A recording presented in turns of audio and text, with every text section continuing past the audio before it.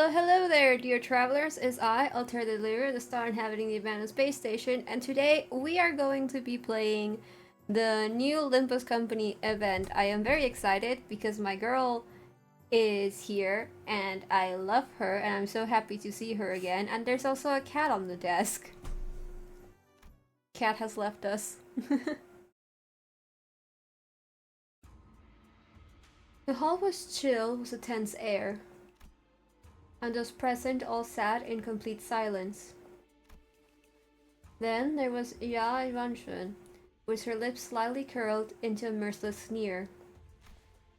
And at the center of it all sat Xichun, unsure of what to say next. Well, everyone. Xichun, seated next to the hierarch seat upon which Xichun sat, smoothly takes control of the situation and begins the assembly.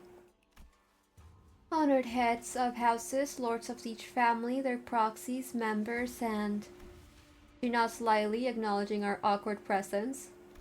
And little Xichun's guests, whose stay here at our H Corp seems to be extended without a foreseeable end. Isn't she technically from Q Corp? What's up with her acting like she's any less of an outsider than we are? Yeah, and did everyone catch that? Our H Corp? Regardless of everything else, the fact that she hijacked the meeting from the get-go is ridiculous, especially with Xichun, the family hierarch herself, presiding over this official assembly. Clearly, she is using the pretense of assisting the hierarch to assert her own dominance over these proceedings. Thank you, Queen. As we are all aware, Venerable former Jamu has always discussed with and confided in me about the matters of the greatest import, the momentousness of which steered the very course of H Corp's prospects. Tempo, baby. Even after I departed the family for Q Corp, Venerable former Jamu has always written missives to confer such matters with me. Something about it smelled suspicious, but we'd already missed the window to challenge her to present us with proof without breaking decorum. Thus, as it naturally follows that I would be the inheritor of the Venerable Jamu's will, I'm so sorry for my butchering of the names. I shall be presiding over this regular assembly, which we convene now to discuss and determine the future of H Corp. Girl, you are not the leader! What a grandiose and self-important introduction. It seemed clear to me that she considered herself to be the main character of this scene, or something. Grace certainly befits your station, Lady Xichun. We are all impressed by your utmost dedication to the citizenry of Hongyuan despite your already saturated schedule.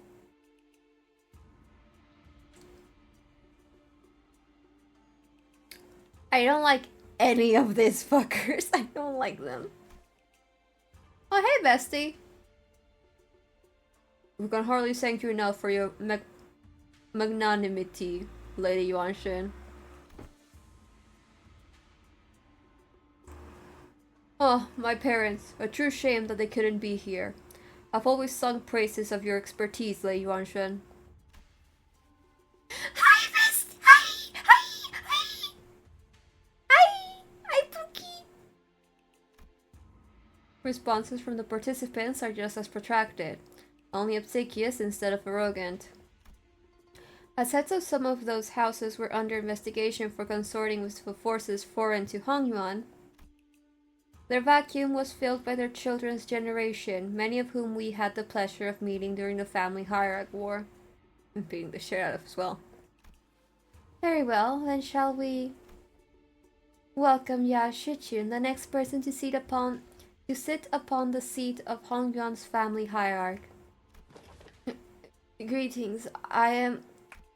Now, let us begin! Girl, let her talk! What is wrong with you? Oh my god. For many years, all those who have gathered here have toiled day and night for the eternal prosperity and growth of H Corp. I think you should kill her. I think you should kill her. Ya Shichun's expression immediately sours as Yan Xuan unceremoniously cuts off her self-introduction. First on the agenda for this assembly are urgent discussions and passage of new major policy items that have been tabled for far too long. Distributive contribution rights auctioning policy, quarterly amnesty policy. Hold on, big sister Yuanshan. Passing the distributive contribution rights auctioning policy would allow the open auction for any remaining rooms the day after reconstruction days. The quarterly amnesty wouldn't do anything but give unfair advantage to certain families and high net worth individuals by guaranteeing them large real estate assignments, regardless of their performance in the previous quarter. Xichun stutters a little, flustered, before continuing. My point is, these policies are going to rattle H Corp's economy the moment they go into effect. Besides, these policies were pretty much drawn to favor lining the pockets of a select few families and high-ranking officials of H Corp. I love her. That's my poopy. That's my girl. We are besties. If I may, Venerable Hierarch. Lining the pockets? That is quite an odd turn of phrase to refer to the bare minimum of respect in society might repay to its highest contributing members, don't you think? I don't like you! Oh, before we continue, Xichun, I'm not entirely certain if you are aware, but ever since the ascension of the new family hierarch, the perceived value of Hongyuan has been racing to the, for lack of a better word, rock bottom. Clearly, this demonstrates Hongyuan's concern and its lack of faith in the newly appointed family hierarch. Girl, there was a war! A war almost happened, and you're... It's barely 7 minutes, and I'm already getting pissed. Therefore, it naturally follows that our most urgent task at hand is to put a stop to this value and reputation freefall and restore prosperity and greatness to Hongyuan once again. Yeah, okay, and that's the family hierarch's job, right? Why are you... If you had perused H Corp's articles of association, you would have known that, should H Corp be deemed to be in a state of crisis, the 4 great houses and the board of directors' voice may also carry de facto power in the assembly. Terrible things need to happen to this woman, I'm so serious. And the board of directors, that's us, has determined that we are now in a state of crisis. State of crisis? What crisis? Everything that led to my ascension to the family hierarch was legitimate, down to the final approval. These unseemly rumors and slander are tanking our value, which we have built up assiduously through years upon years of toil. So what is this, if not a state of crisis? And who wouldn't doubt the new family hierarch's qualities when the decline has coincided precisely with her ascension? Jia Yuanshan has... Jia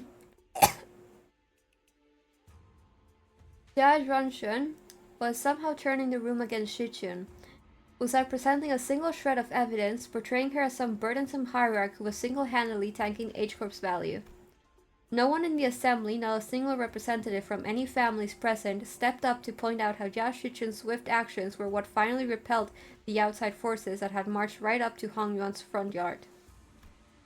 Or how she deftly maneuvered her forces to quell the embers of war by quickly taking control of the chaos with Daguanyuan.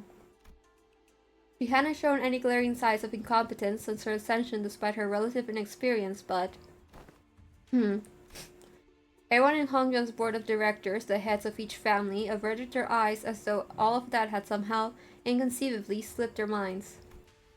Do you take yourself to be qualified individual for the responsibility, Xichun? Very well, then proceed. We're all waiting for you to begin your briefing before the assembly regarding the last 30 years' quarterly net revenue records for Hongyuan Singularity-related businesses, your calculations on next year's fiscal debt forecast, and the exact recipe and variation numbers for the boluses that have been registered in the last 5 years. That's, The Venerable Hierarch has not received that data prior to the meeting. You must all be aware of the chaos that followed the ascension. We are still indexing all available materials too. Isn't that funny? Not once in the history of Hongyuan has the family hierarch ever failed to provide immediate and detailed answers regarding Hongyuan's historical statistics. I think Xichun should be allowed to kill her. Yeah, Yuanshun must have known all along too. She must have known how the previous family hierarchs were all directly supplied with an immense repository of information through the Yahuang worm or something of the equivalent. And she's using it to target Xichun's weakness, knowingly asking questions she, the first family hierarch without the Anamna worm, couldn't possibly answer. The responsibilities tied to the venerable seat of the hierarch, Jamu, are matched only by the great power bestowed upon it. Thus, how are we to leave the matters of the wing to someone who is so evidently unprepared for the task? Given the present circumstances, our hands may be forced to cultivate the motion of no confidence. The motion of no confidence? The motion of no confidence, when passed by the high-ranking political officials, can result in the removal of the chief executive from office. So they're going after Xichun's power. So this is the picture Yuanshun wanted to paint. Impotent family hierarch stammering and stumbling through her first meeting to the total near unanimous lack of support from the H-Corps board of directors. Whatever jargon they're on about, seems to me they've got not an ounce of respect for the last or us. Never trust twats are really obsessed with numbers and optimizations. They'll be the first ones to kick you out the moment they no longer see you as useful. You're not the only one who's pissed off, so can you please stop shaking your leg for a second? Don't need to make our frustration any more obvious, you know. Myers would have left the chair long ago if it weren't for this, lass. In H-Corp, should the board of directors unanimously vote in favor of the motion, certain parts of the family hierarch's powers will be removed. It is entirely possible that she will become a hierarch in name only. Oh, so they're threatening to fire her unless she falls in line. This is in some needlessly convoluted way, too. The Assembly will now consider the motion of no confidence. Are there any objections to bringing the motion of no confidence against family hierarch Zhao Xichun to the floor? Hold on, the vote of no confidence isn't an item you can invoke so lightly. I am gonna beat the shit out of you again. Don't fucking test me. I don't like you. The Shi family has no objections. Let's say the Wang family has no objections either. Trev family too. The rest of the previous family's head seems to have changed precisely nothing. Those in power were more useful faces, but their tongues still carry the same old resistance to change. The new family heads were just as uncooperative as ever, and everyone seemed to be solely interested in staying in Yuanshun's good graces. Honglu, please speak up. I'm fucking begging you. New faces, same old. Hi, Dawn! Dawn is like, don't you dare insult my fucking girlfriend like that. Oh my god. And needless to say, Heathcliff wasn't the only sinner fuming with rage. "'Tis far too vexing to simply watch and do not." Right? I knew you wouldn't let this slide, Don Quixote. They're walking all over Xichun like she's not even here. Forsooth, we cannot let such injustice transpire unabated. Hey, it seems like we're both on the same page. That's it, I'm not going to hesitate to make myself heard again. This time, I want to be courageous. With your help, Don Quixote. Like, please help me, I'm just a little guy. I know I went crazy and almost killed a giant monster, but I'm also just a little guy. Come on, let's do this together, okay? Very well, I am in agreement. Yeah, then let's go on 3 at the same time. Oh, God. If there are no objections, 1, 2... The Assembly will put this resolution to vote in a month, and... 3! Oh, God. Objection!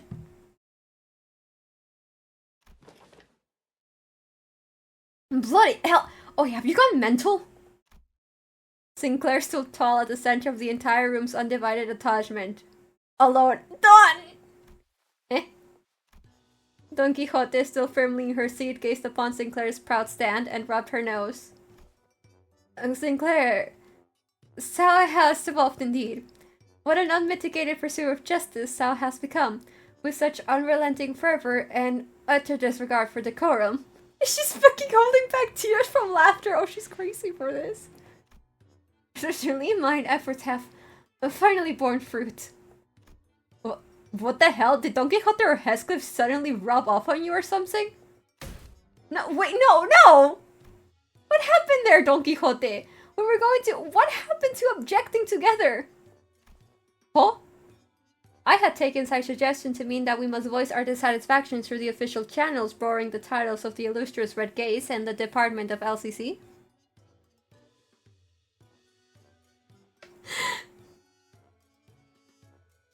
Something wrong with her. Disputes in succession of power on such a high level of government are hardly ever resolved with rash grandstanding. Would Sam not agree? Why are you normal all of a sudden?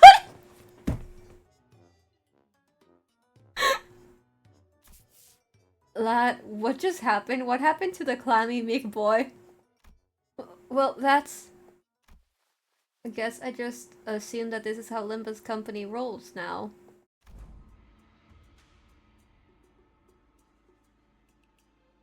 There seems to have been an unexpected outburst from Xichun's guests. Withdraw your objection and we will consider this a momentary loss of control and not enter it as an official statement. It was, Sinclair's eyes were shaking like someone with his life on the line. If not, I take it that you have full confidence in her abilities? So please, I encourage you to elaborate. When and how will Xichun demonstrate her aptitude for the responsibilities of the family hierarch? His voice continues to shrivel into a corner. He can't, and how could anyone? How could anyone when we all had a very clear view of her path to ascension? During the family hierarch evaluation, Ya Baoyu donated the coins received from Xichun to you. Essentially, you pity partied your way to victory. I need you dead. I need you gone. Pity partied? And for your ascension, Xichun and those outsiders from an upstart company had to, almost literally, carry you to the seat. Has there even been a single victory attained by your own hands in that entire process? But have we all not been witnesses to the qualities she exhibited during the family hierarch evaluation and her own ascension? You must have no shame, snaking your forked tongue in the audience of both heaven and earth like an unwitting buffoon. I don't know who you are, but I love you already. That's when, quiet, even footsteps broke through Jia Yuanchun's merciless dismantling of Jia Xichun. I know who... Hey, my queen! Hi, Sigon! Hi, Sigon! Yeah, I see the point. The hierarch, with her grace, needs only demonstrate her already established qualifications before all. This is no place for an outsider to speak. But proceed. Just how will she prove herself before us? What an odd statement coming from a fellow outsider who's been chattering for minutes on end. Forgive me, I could only presume from your verbosity that the right to speak in this forum was open to all outsiders. I love her. You have said it yourself, no? That the vote of the no-confidence resolution will proceed in a month. That seems to give the venerable hierarch a month to regain the trust of each family. What? It is rather clear to me that there are many who find their own defeat in the family hierarch war difficult to accept. Such a doubt is easily resolved. A match between clans should lay out the results quite obviously. Very well. A fair challenge between clans, which would preclude the participation of the family hierarchs Heisha Pack and the Jiaolan guards. So you would remove her Pao and Zhu before the game even begins? Why not make this test a series of sparring matches in both academia and martial arts, if such is the case? Huh. What audacity. Do you truly have that much faith in Jia Xichun's abilities? Can you? I need her gone. I don't like her. You must know the consequences of failing these matches, no? It will be a unanimous, one-sided end to the vote of no confidence, and naturally any and all rights pertaining to the family hierarch shall be transferred to the board of directors. That is fine by us. You're free to choose any champion who you see fit. Unfortunately, your underlings don't seem to share your inflated confidence. But in the midst of the confused, flabbergasted silence from the other sinners, a clear, carefree, yet defiant voice rings out. Honglu's retorts, "Thank you, finally! Oh my god, where were you, boy?" "That's not true at all, big sister Yuanshan. We actually have just as much confidence in Xichun as she does." His white eyes stare directly and unblinkingly. His white eyes stare directly and unblinkingly into Yuanshan's. It occurred to me that this might be his way of expressing anger. He just fucking autistic stares at you if he's mad. "Impudent child, how dare he stare me down like that?" "And you are welcome to try. 1 month. You have but 1 month to prove before all in audience that she is, indeed, fit to be the family hierarch. Should you fail, the vote may as well be a mere formality. In other words, should she successfully prove herself, none of you shall again rightly challenge the independent rights and powers bestowed upon the family hierarch. The consequences of such recalcitrance would be no different from those that the traitors are facing, wouldn't you agree? Well then, we will excuse ourselves now." Xigong turns around towards us with the same mysterious smile and slowly directs us outside the assembly hall. "I love you, girl. I love you, Xigong. We might call them sparring matches, but you must know that each and every one of them is a test to prove your claim to the seat of the family hierarch. A month is a time far too brief for drastic improvement, regardless of for whom it may be. Learning from a proper master for 10 months straight might teach you a few things, but I need you gone. Who knows how long the search for one such master might take, not to mention the official channels through which you must bring them past Dogwon-Shun's walls, which may take up to 2 months. Why not relent now and relinquish but a part of your powers as a family hierarch to the board of directors? It seems that this fellow outsider's mental faculties are impressively lacking. My lord has spoken in the past that, when in the presence of 3 people, at least one of them is bound to be a teacher of mine. And here they are, aren't they? Xichun's masters, each carrying something new to teach her. All 13 of them." Zigon gestures confidently towards the flabbergasted sinners, and the assembly came to an end. I like how the sinners are like, "Me? Me? We? Us? Us? We could do that? Are you sure?" We were planning to train Xichun anyway, but it seems that we are now under an unexpected deadline. Hey, when you said the LCB was going to help me out, did you guys mean that you were going to publicly humiliate the crap out of me at the assembly? Of course not, Xichun. Big Sister Yuanshan's an old snake. You've just given her 30 days to set the perfect stage for my downfall, to prove to the world once and for all that I'm not qualified at all to be the family hierarch. But Xichun, weren't you always so good at humbling anyone who dared underestimate you? Not so much anymore. Back then, like an idiot, I thought I just had to hold on with everything I had. I thought that's all I ever had to do, but now...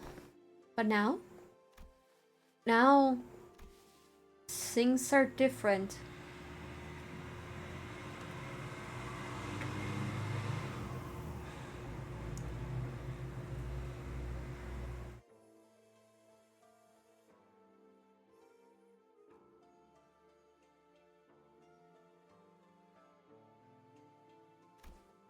It's true that I'm vastly underqualified to be the family hierarch, and she's right, I pretty much lucked into this position. Xichun, don't tell me that woman's bullshit actually got to you. Well, she wasn't completely wrong, right? I'm just some kid who happened to be just good enough to survive some traps and ambushes. I'm afraid that the responsibility of a family hierarch might be too much.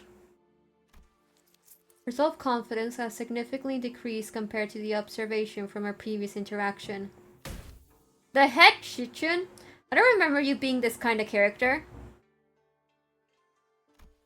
What happened to the girl who looked down on us the moment we met? You even had the audacity to pretend to not know who we were, didn't ya? Where'd all that confidence go, girl? That actually got under his skin back then, huh? So, Xichun, what do you want to do? Are you sure you're okay with this? Are you okay with letting this happen? If I let it happen, Big Sister Yuanshun's going to continue expanding her influence here. I'm sure she and the board of directors have been cozying up to each other for a long time. Is the implication that her testament on her influence were true? Yep, it's true. Before she left for Q Corp, Big Sister Yuanshun used to always accompany Jiamu to these assemblies. If we just let them hold the vote of no confidence, they're going to unanimously vote against me and slowly reduce the family hierarch's scope of power, and who knows, they might even call for a re-evaluation, however unlikely that sounds. Besides, Big Sister Yuanshun, I think her definition of Hongyuan's prosperity might be different from mine. Obviously, she's a Depo baby and she sucks ass.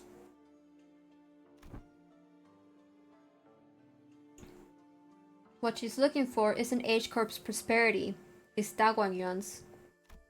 And I know that this all has something to do with its ties to Q Corp, which I bet has already been going on for a while just under my radar.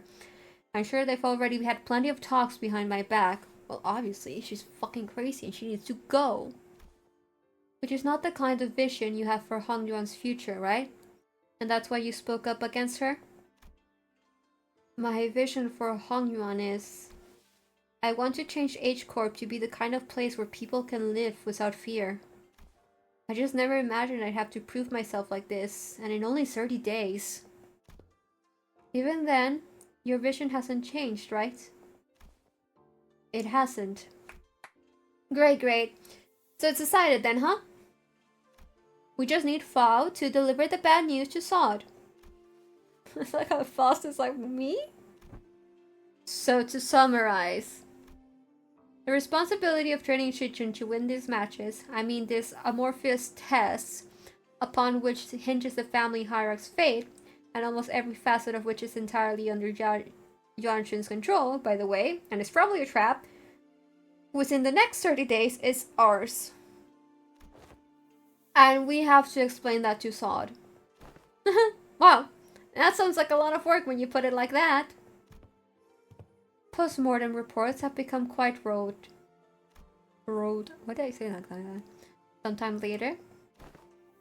Greasy, that must impress upon the illustrious Redgate that it wasn't mine idea this time.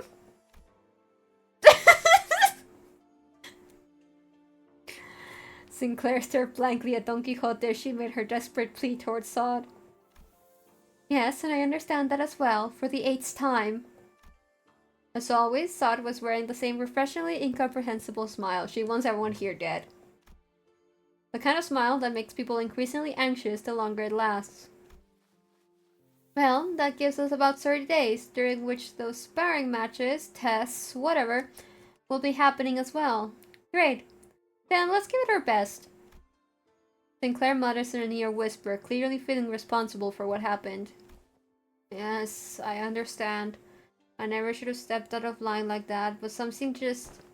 Yeah, so let's give it our best. I totally agree, we messed everything up again. What?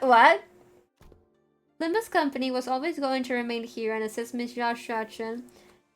My bad, sorry girl. And assist Miss Xichun acclimatize herself to the responsibilities of the family hierarchy. It was always a part of her plan. Well, I sure am glad that I took Faust's advice about how meticulous planning is completely pointless when it comes to LCP's missions. I never would have had to submit 9 separate disciplinary incident reports back during the J-Corp incident had I known.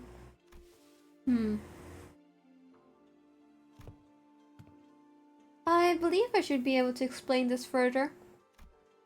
Prior to his departure, my lord was concerned that such a thing would come to pass. That is why he has left Zilu and I here to look after the new family hierarch's position, which must still be on rather thin ice. Oh, so that's why they were privately talking about when he pulled them aside. Doing nothing and allowing her wicked machinations to progress would have irrevocably made the entire board of directors not but putty in Yuanshun's hands. And that would have led that snake to de facto assume the seat of the family hierarch. Against such an insidious foe, who wields intrigue as her weapon, the most viable strategy is the most direct one, to challenge her head-on. Besides, has this not given you the excuse you needed to prolong your company's stay in Dawangyun? This is also a prime opportunity for Xichun to further solidify her influence here. Depending on the outcome of the vote of no confidence, they have played right into our hands by accepting this deal. So, I don't want to rain on everyone's parade, but are we not even going to consider what might happen if we fail? No, we are not, because you will not fail, not with us aiding your efforts. Also, were you serious back there when you said that we were all going to teach Xichun? All 12 of us? I won't object to selecting only a few of us with better aptitude to be educators. By the way, we already have an established internal hierarchy based on the sum of each of our abilities. Of course, the results weren't entirely to my satisfaction due to an unexpected incident. Miss Soda's, that is, a statement mired in narrowed vision rife with factual refractions. I love the stance that the qualities of a good teacher are defined not by such statistics. So, you must be the one who placed last in that scale. Just don't say anything, bud. Best not to stand out like a sore thumb. I may have overreacted, then. My lord has said that from the virtues we may learn to replicate their merits. From the flawed we may learn to avoid their failings. As long as the student is willing to learn, anyone, anything can be a teacher. I also, to embrace this teaching, seek from all those who we come across. Just what in the heavens are you doing? I am preparing a lesson plan for young Xichun, our family hierarch. Whoa, you sure got on that fast. So what are all these yellow wormy things here? Aha, 'tis a star, twinkling twinkling in its radiance. According to the schedule you have prepared, the student would have -3 hours available for sleep. This lesson plan's execution will require cooperation from T-Corp. Yeah, 'twould be a mistake most fatal indeed. I should correct it pros haste. Zigong was staring at Don Quixote's expression of her wild artistic merit upon the curriculum with her usual crescent moon eyes. Wait, is that supposed to be Zigong's grimace? She's like, this is a really powerful blood feed and she's fucking crazy. Of course. Each to their own, I suppose. I'd not be shaken by every little thing until we have their actual lesson plans in hand. Hey, thanks for putting your faith in us, Zigong. We barely have any of that to go around ourselves, so I understand it couldn't have been easy. You could say that I have learned my lesson. The recent events have taught me that the path of learning is truly one without end.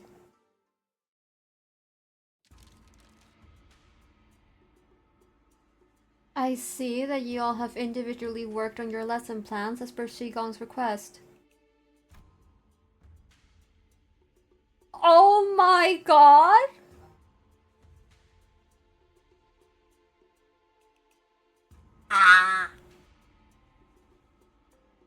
Hello? Oh, you're so oh my god. I'm fine. I'm just a little bunny at you. Oh my god. I have received a total of 12 lesson plans. Hold on, shouldn't there be 13 of them? Even the executive manager has decided to spare the precious time to teach a class. Yeah, I handed in my lesson plan too. That is because... so who didn't do their homework? After a brief silence, everyone turned around and looked at one of the sinners. It ain't me. Oh, please, at least try to make a compelling argument. Who else other than you could it possibly... It's me. You think? You've been acting out of character a lot recently. What's going on? Well, that's, Sinclair was drenched in sweat for some reason. Actually, in Sinclair's seat was a large stack of papers, each filled to the brim with writing. Sinclair, are these papers... Yeah, I'm done. Sorry, I got too into making a lesson plan and just couldn't stop myself from writing. Sinclair couldn't have appeared more proud as he placed that big bundle of sweat-soaked papers in Shilu's hands. She was like, what the fuck is this? and she receives it with mild trepidation. You seem to have dedicated quite the momentous effort in drawing up this lesson plan. What's up with her? Let's start reviewing from the first one of the stack. 108 analytical approaches to an asset's AAA. What does AAA mean, and how do you plan to explore all 108 approaches in a month? Appreciation of artistry and assassinations. Appreciation of artistry and assassinations.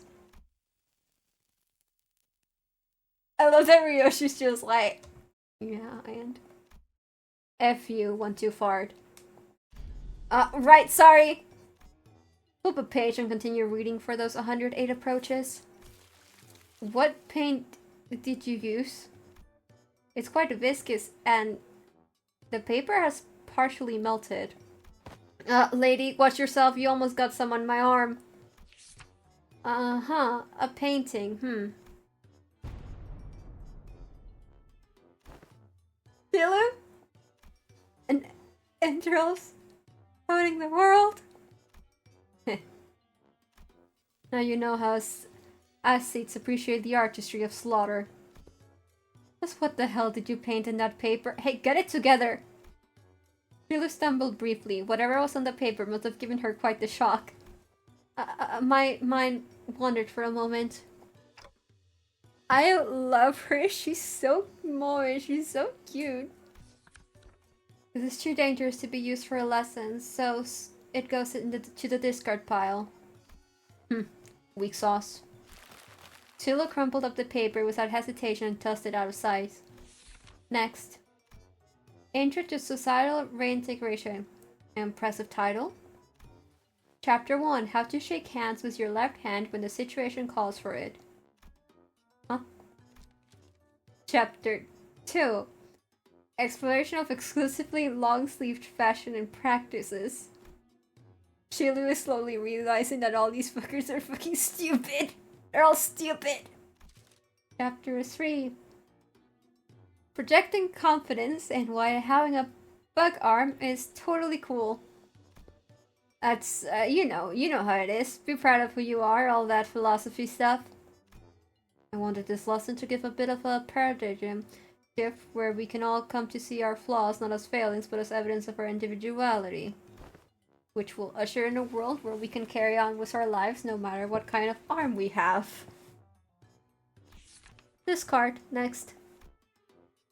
Sula quickly flipped through the pages. Intro to Integrative Linguistics, subheading The Power of Words. Sticks and stones may break their bones, so let's add words to the pile.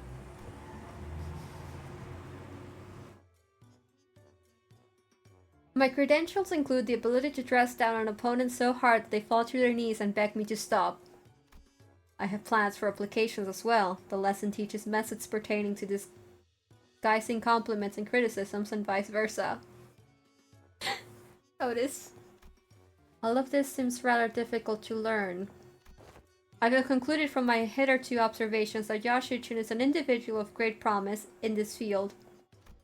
Follow my instructions to a T, and I guarantee you that this cadet shall be able to have the upper hand in any verbal confrontations.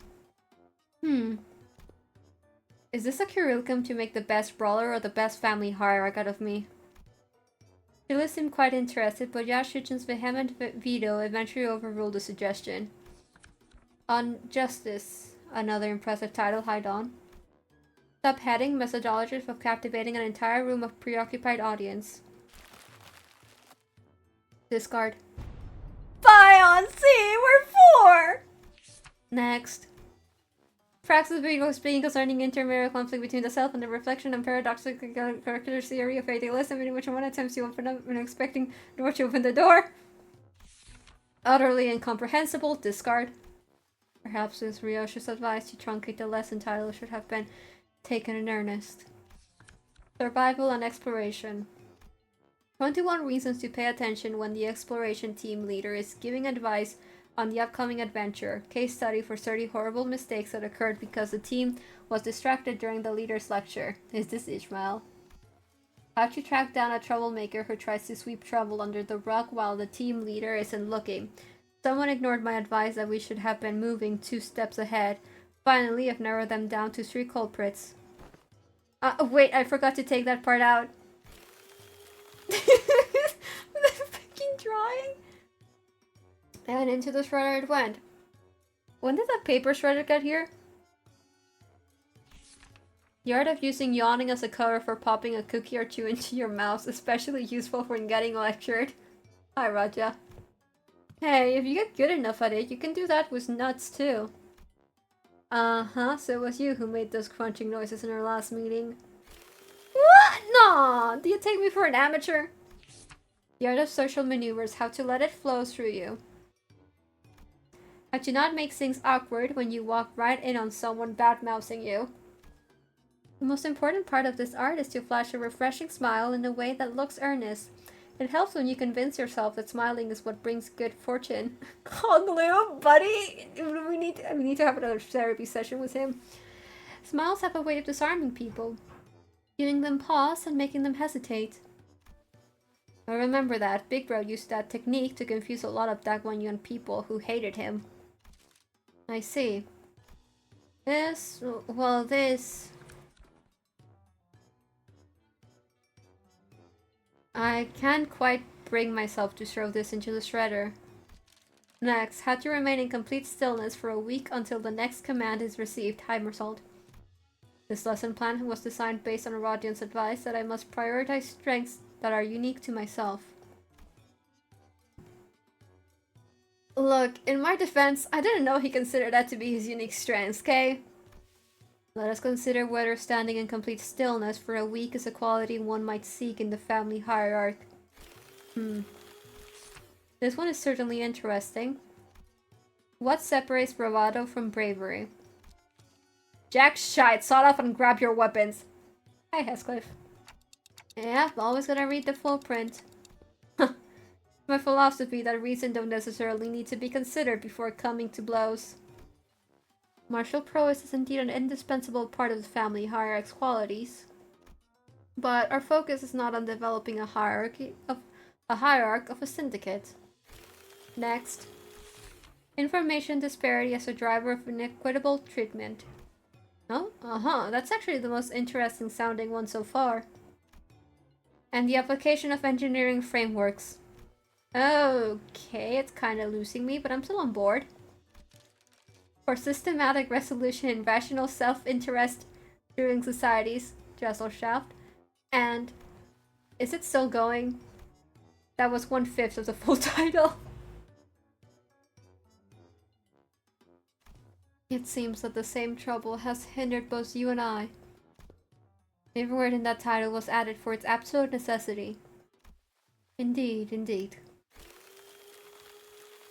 After she had gone through the majority of her lesson plans. Finally. Now that that's over. Yes, it's finally my turn.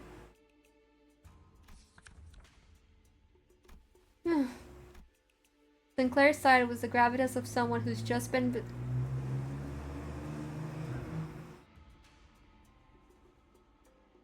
Sinclair's sigh was the gravitas of someone who's just been bestowed with the utmost important mission in his life. Thinking back, even back in school, I used to daydream about becoming a teacher myself. I thought I could be good at it. Oh.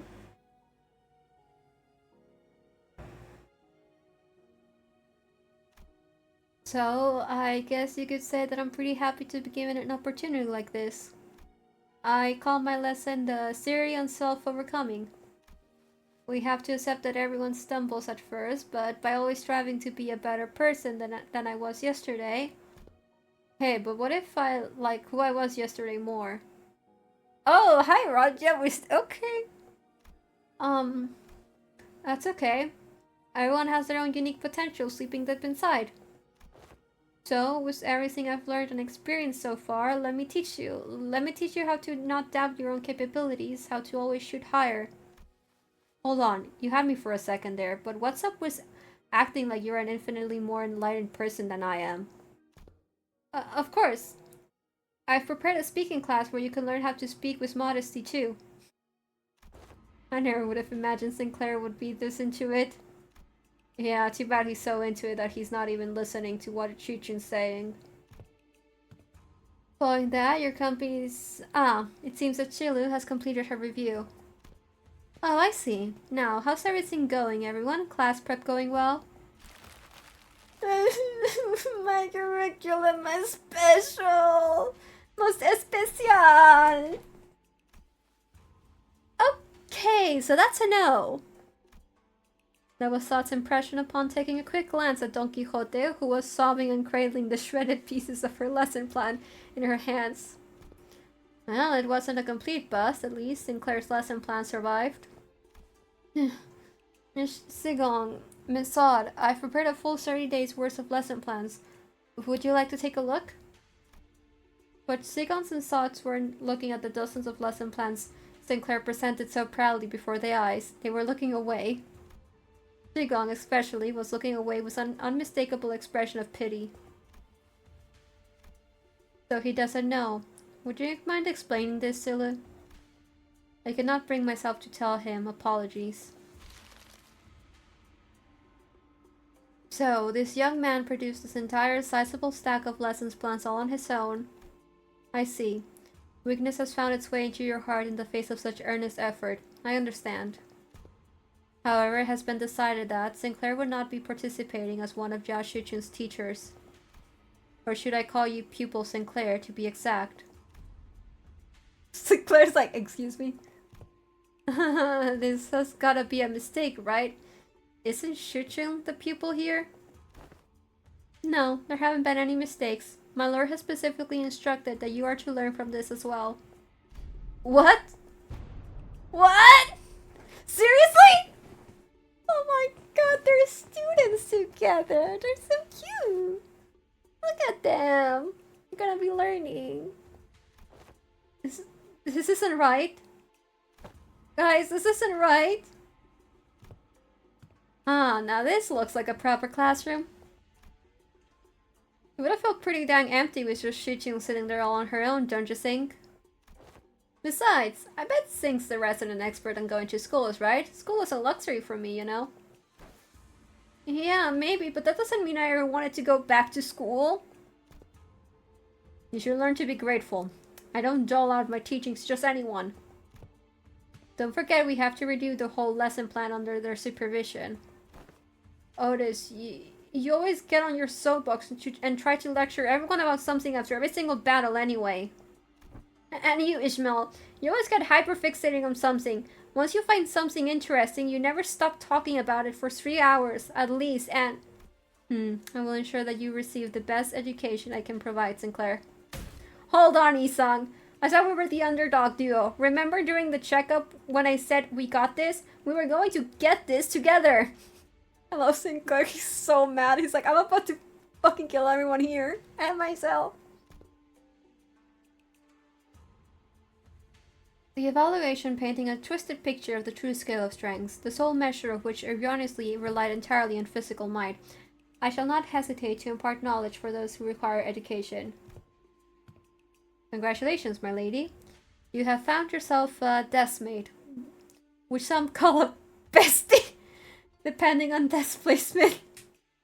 Why is Wei saying bestie? Huh? Deskmate, bestie. What the heck does any of that mean?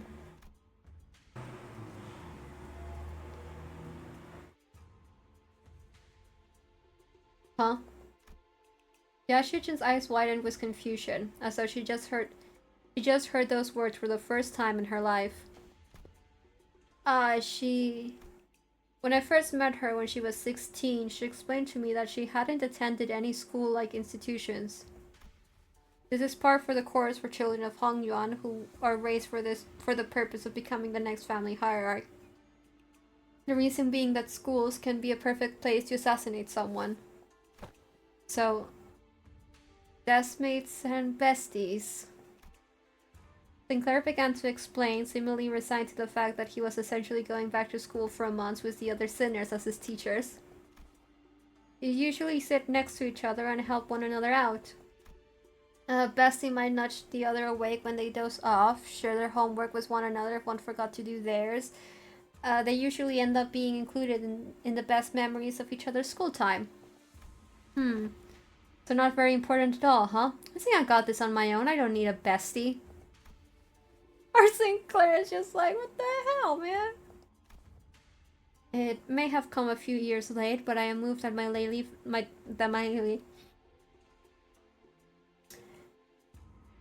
It may have come a few years late, but I am moved that my lady finally has a chance at experience in school. Same here. I remember it like yesterday. Xichun would sit and watch other kids walk to school from a distance, tears welling in her eyes. Dude! Oh, that reminds me. One day, out of nowhere, she started saying something about eating from lunchboxes with friends. I haven't a clue as to how or where she even heard about it, but she snuck into the kitchen and... wait, don't you guys have lesson plans to write? Come on, hurry up. 30 days are ticking down. We've only got 30 days. Of course. Unfortunately, I have become quite occupied with another task of great importance, assisting Wei with indexing and reviewing various documents that are in critical need of organizing. Thus, I must leave the lesson planning task to you two, Chilu and Miss Sod. Have you any thoughts on the matter? Blacker. What was that? I said nothing. Oh my god. Hello?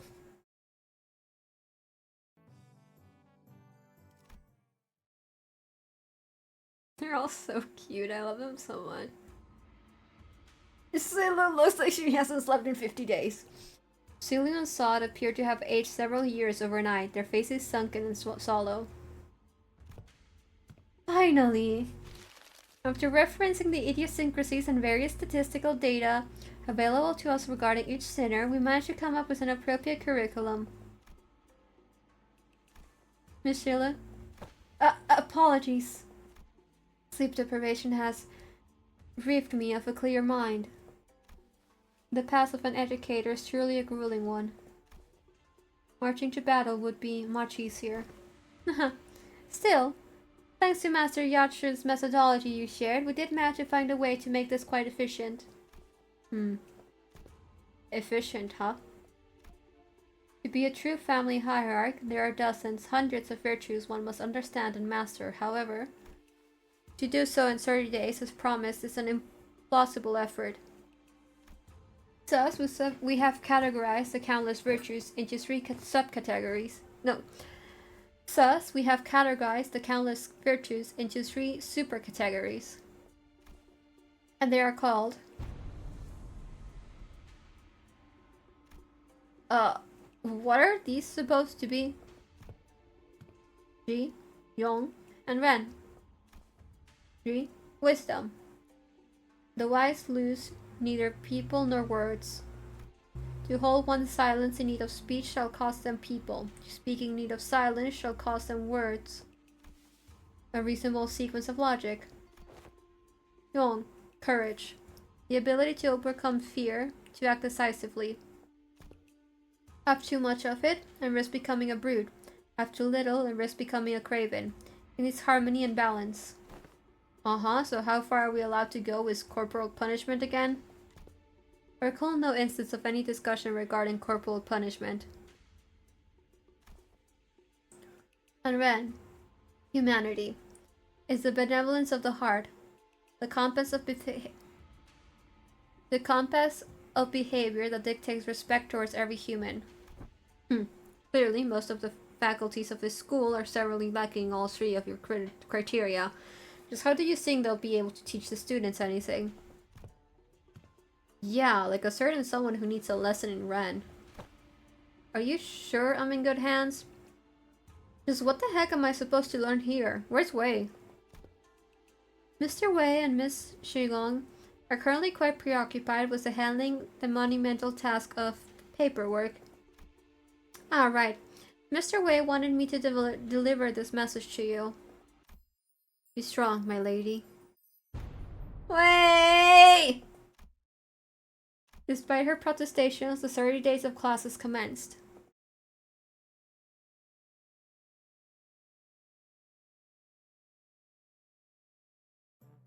Oh, oh, huh?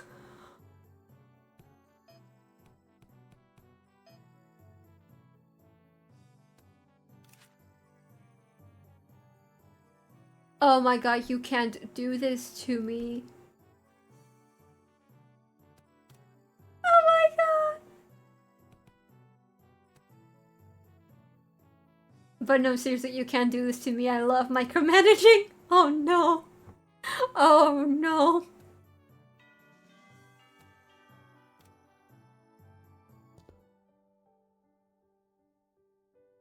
My name is Isan.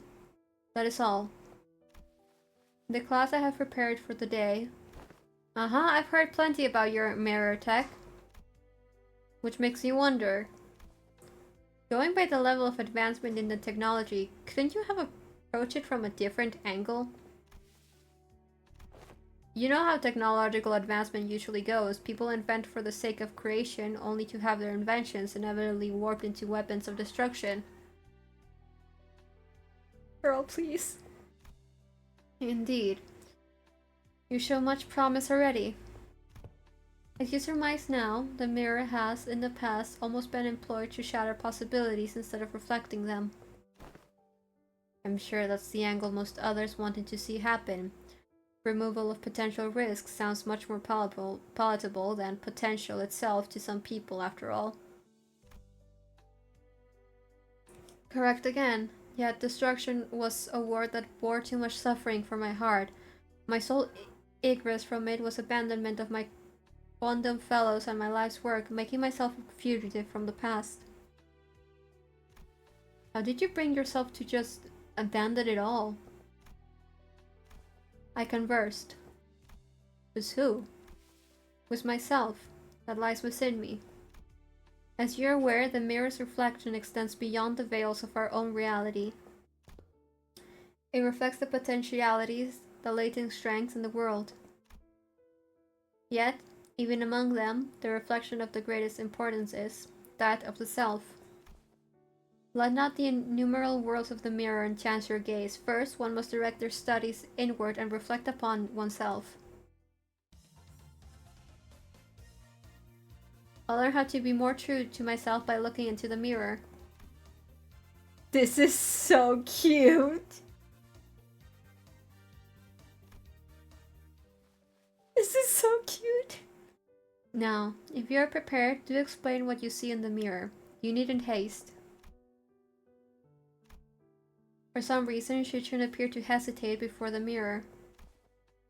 Hey, you know, it's been a while since I looked into the mirror for so long. My lady, do you recall Sunshine, the Shi family who contacted you for a meeting? Yeah, the guy who said he was gonna show me a precious flower that blooms only at night? I remember that you were vehemently against me going out there, so I stayed inside. I wonder what kind of flower it was. Don't tell me you were actually looking forward to meeting him, my lady. Oh, of course not. You were wise to stay inside. It was revealed that you weren't the only person who was invited, my lady. That vile man had hired a group of assassins to ambush this meeting spot, and would have been waiting there to spring the trap had you gone. But apparently he was outplayed and had his limbs and head torn off as punishment. What a relief, isn't it? I guess. I'm glad I didn't go, Wei. You were right. If only you still had the Wu branch under your control. Stop it. We agreed to move on from that, remember? We don't have to talk about it. Oh. I was brushing my hair and looking in the mirror as we were talking, but I realized that I no longer recognized the girl in the mirror. I don't know why, but I found it so hard to meet her eyes. But I brushed it off because I had to. An experience like that was going to be a common occurrence anyway, and a family hierarchy war was always looming on the horizon. Perhaps what you felt then may have been shame. But it is paramount to face oneself nonetheless. Nay, especially so it was. And Sinclair, what do you see? I see. Oh, I just see myself smiling. I don't see what's so out of the ordinary. But it seemed like Sinclair couldn't really bring himself to face the mirror. Hey, after what we just discussed, I think I understand something now. Now that I've had some quiet time looking at my reflection, I think I uncovered part of myself I've had hidden away for a long time.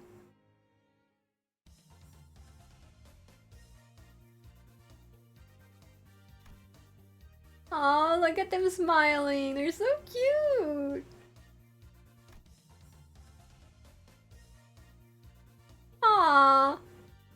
I had a very precious time learning to converse with my inner self. They're so cute. I love them so much.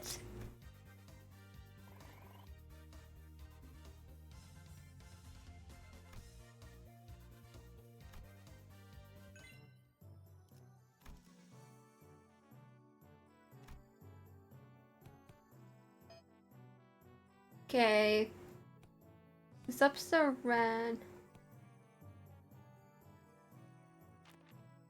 Makes their morale go up. That's good to know.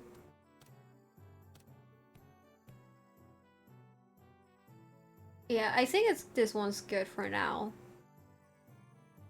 We're getting the Ren leveled up a lot, but I think soon we'll get ones that let us level these ones up more.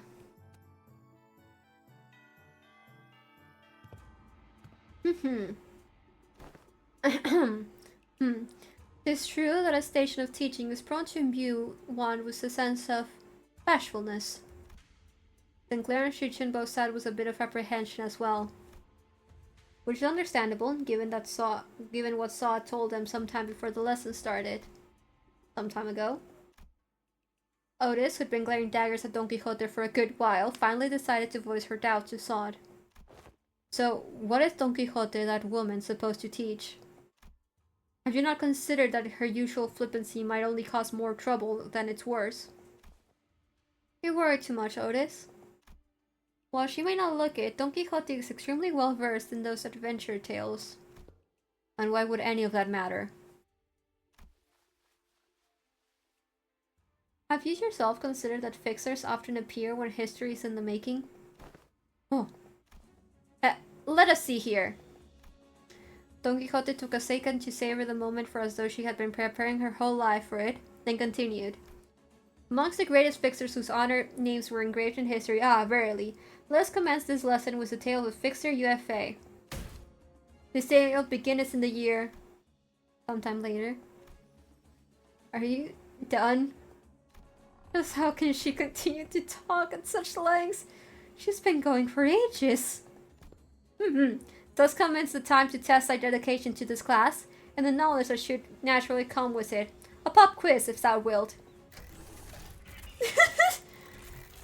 When she even find the time to prepare this? I can assure thee it is a quiz of entirely reasonable difficulty if thou hast paid attention in class. Where is he not? Does this pop quiz have prizes? Aha, but of course. I came prepared for such inquiries. For its correct answer, I shall bestow upon thee from the very treasure chest of mine these precious, precious fixer badges. Forsooth, I did not let a single day go by in which I did not polish each and every one of them on 3 separate occasions, at the very least. I don't know, I don't really need them. Heh. Hold sign applause, for there is a bonus reward for the victor who, by the end of this match, carries more badges. Thou shalt attain the role of a protagonist in this theatrical play of my making, Fixer Chronicles, UFA. It is an opportunity of a lifetime. I'm still not really... it's not doing anything for either of us. It's still a pretty useless reward, but if you're turning this into a competition, I won't lose. Seriously? What, scared you'll lose? Is history your weakness or something? Huh. I'll have you know that I was the teacher's pet in every single history class I took. And I'll have you know that I was, no matter the subject, showered with praise from every master I ever had. Okay, if that's how you want to play it, I'll have you know that I was a prodigy in other classes too. I did great in art class, I was pretty good in maths too. I was just being humble because I didn't want to steal your thunder, Xichun. Oh, then let me tell you that I was trained in the master of at least 10 different disciplines every single day. And on one of those days, you know what one of my masters told me? He said, looks like Miss Xichun's finally getting a feel for how friendships close in age are forged in school. That's good. No matter how excellent her masters were, there are some experiences you just can't learn from teachers. I tick-tocked in response. Tis year 505. What is the historical community's consensus on the most illustrious battle that Victor UFA is said to have partaken in? Allow me to impart on see a major clue. As thou hast paid attention as I discoursed upon the 5 pillages, in which the Victor UFA was mentioned, this should not be a difficult question to answer. The Honorable Fixer of the Cerulean Heaven, who attained triumph in the Battle of Rhino Tree in the year 465, has said what was the worst ordeal she had to face in her career. I've got it. It's when she had to forge onwards, despite watching her dear comrades fall one by one as they held the line to buy her time. Damn it, I was too slow! Fee, young Xichun. Start incorrect. Honorable Fixer of the Cerulean Heaven is recorded to have testified that the worst ordeal in her career was when she was forced to stand before her enemies with her hair that was not luscious, as the supply line breakage caused her regular delivery of nutritional supplements to cease. What thou hast suggested, John Xichun, was her 17th most difficult ordeal. She's speaking like she was actually there. Because she probably was. Girl is old as fuck. So an impression is quite understandable, for I am trained in the ways of vividly regaling these tales, but most of these are tales I have learned from books. Much did I anticipate an opportunity to regale these tales to such audience, enough to study the ways of minstrels. There was a clear look of pride in her twinkling eyes. She's so happy. She's doing poses! Time certainly flies when hearing the tales of exciting adventures. I love she's doing poses.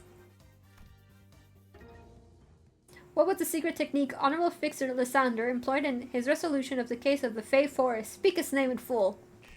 I've got it. It's a summer night fantasia. Yet I cannot let pass such an unmotivated retelling of his super ultimate move. Hardly could one internalize the true noble spirit of Fixers by simply reciting in such a papacy. Sal must recreate the exact pose on the Annunciation. Are you kidding me? Phew. Come on, you can do this, Xichun. You can do this. This is nothing. Oh my god. Thought is crying. Illusions of a midsummer night shall devour us whole. They're so cute. I love them. Summer night fantasia. The initiation was quite shaky upon the word illusions, yet Saus has demonstrated sufficient courage. Thus I bestow upon thee this badge. I grow tired of this nonsense. Just how much longer are you planning to drag this on? Thus muttered the hero and declared, I shall tear this evil storm asunder and find a place for this blade at the center of thy heart. Dante, lights, left side. Gotcha! Don Quixote, who was watching declaring Xichun's two-person play, silently wiped her tears away. Bravo, bravo. Certain minor details were missed, such as that UFA, the Fixer, was left-handed, and that he had a habit of playing with a lighter in his left pocket before every duel, yet it was a wonderful reenactment indeed. I have no other critique to impart upon C. When faced with great adversity, Inside Adventures rekindle the memory of UFA, the Fixer's final duel. Remember it well. Thus comes to an end the lessons of today. Huh. It was just for a moment, but I see I'm starting to get it. I get why she's so obsessed with Fixers. Clutched tightly in Xichun's hands were the badges Don Quixote had gifted to her. They're so cute! I was completely absorbed in the exhilarating tales of Fixers. I even forgot to breathe at one point. They're so cute, I love them.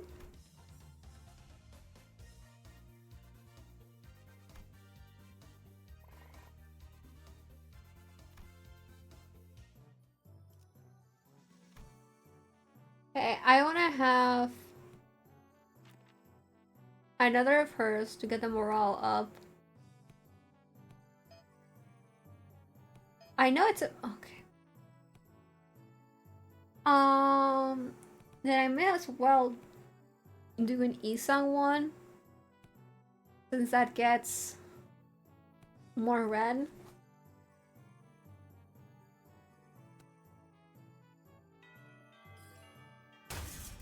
Boom! This is a component part taken from the structure that forms H-Corp.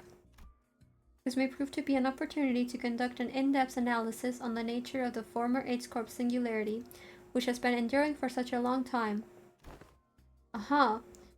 You look kinda upbeat today, Miss Faust. Indeed, an opportunity to study the old H-Corp singularity is not one that comes often. As there was potential for integration into Mephistopheles, I made a request to disassemble a part of the bus's engine, but was denied. A shame. Aren't you the one who built Mephistopheles, though, Miss Faust? Mephistopheles is in this Faust's work, but not all of it was mine. It is possible that Faust may never reveal every small detail that went into its creation. I would very much enjoy a chance to completely disassemble it, even its engines, so that it could be reassembled with my own hands. Yeah, sure.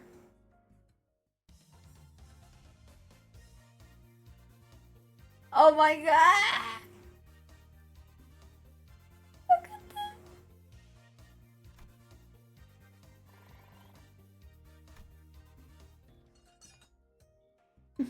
So that's how it works. I think I get it. I don't think this is how I'd get to learn more about the old H-Corp. I don't think I can do much against the reconstruction days right now, but this knowledge will certainly come in handy when the day comes for me to gradually dismantle the iniquitous thing. The day when Hongyuan can be a place where people can live without fear. Without the fear of the encroaching reconstruction days. Without obsessively counting their rooms to see if they'll fall or not. Till Hongyuan can be a place where you can sleep with the promise of safe tomorrows. I'm sure you'll pull it off. Oh, and I learned a lot during this lesson too, Miss Faust. No!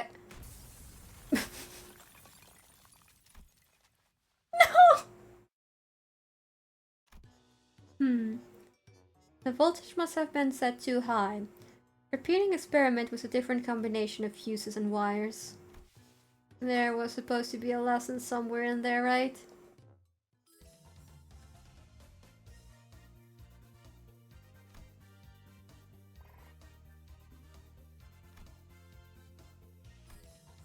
They're all so cute. I love them so much. I love this one. They look so happy.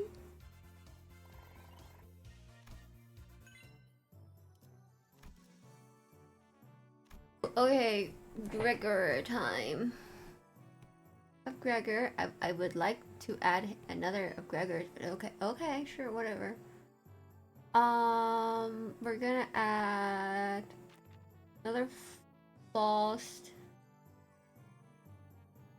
We're gonna add another Isang. We'll add a Dawn next time to get the morale up.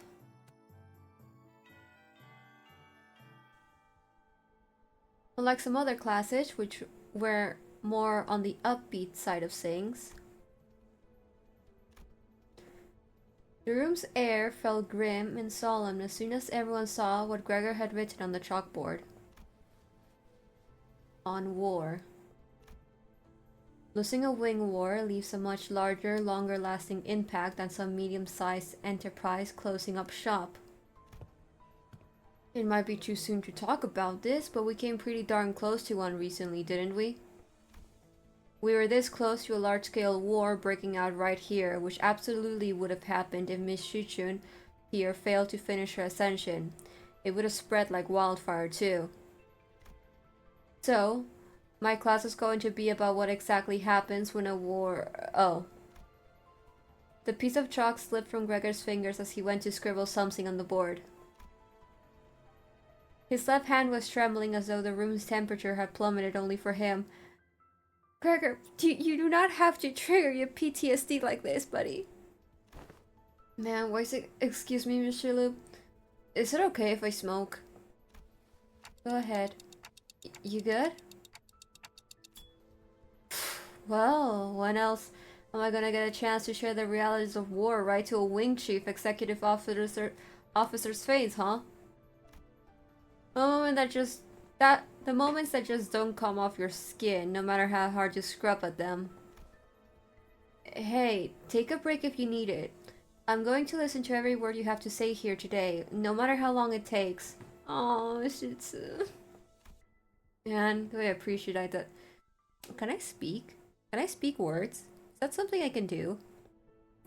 Man, do I appreciate that sentiment. Well, still though, I can't dilly-dally when Miss Xichun's got other stuff to deal with, huh?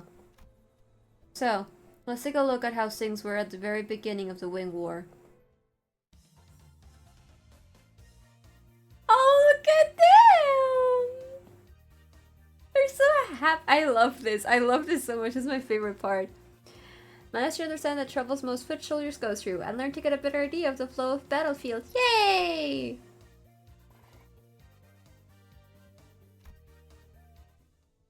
And that's why the Smoke War fronts were mostly characterized by trench warfare. No one wanted to risk fighting in concrete jungles where they could be surrounded by enemies at all times. So everyone tried to draw each other out to an open field battle, which naturally turned into trench warfare. Of course, every wing has a different singularity, so this isn't really applicable to all cases. It's just that the former G-Corps found flat plains easier to maneuver in.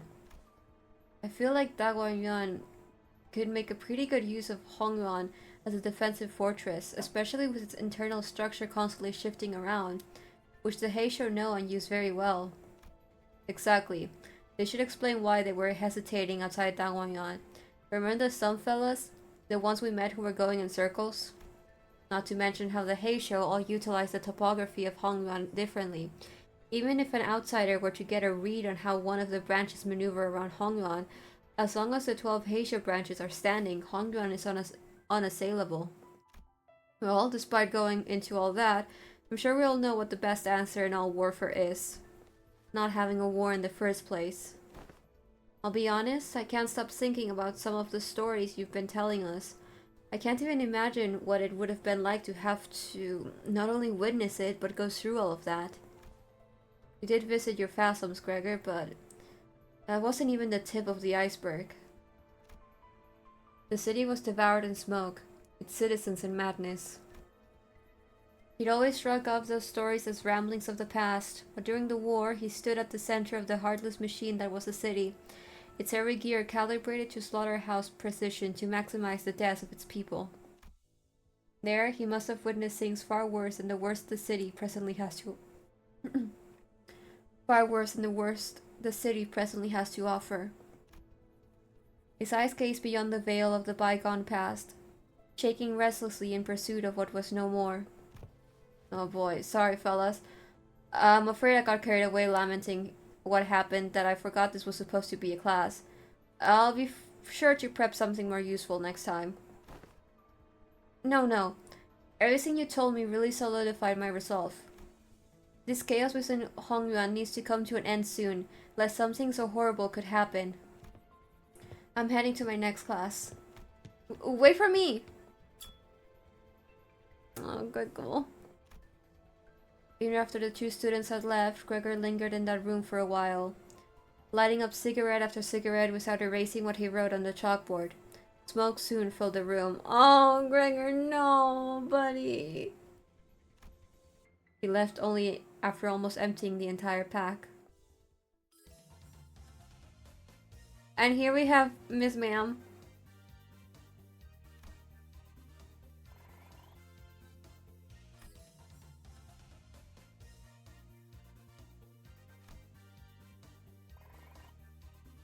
Okay, yeah, we definitely need to get their morale up next with Dawn.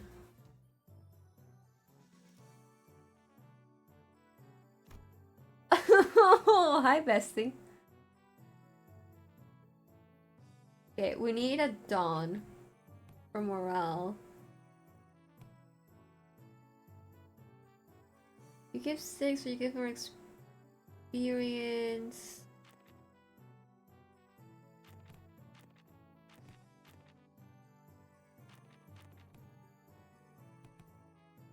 Oh, we got a combo. Oh my god, did the fixers say, oh. I think this probably is the best bet right now, especially with the levels that we have for red.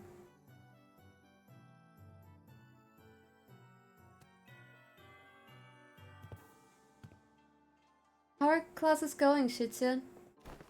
I'm not you, big bro. I pay attention in class. Oh, hello, Miss Dayu. She was really insistent on helping me out, even though I refused because she looked preoccupied. The moment I found out about the contents of his lesson plan, I simply could not allow him to do this alone. Looks like it's going to be another serious class. Apologies for the delayed greetings. Dayu of the Lin family formally extends her greetings to the venerable hierarch. My fucking queen, I love you! Been a while since I heard that greeting around here. Wait, what about Big Sis Baoshai? Are you sure it's okay for a Shreve family bodyguard to be here? I am no longer employed as Miss Baoshai's guard.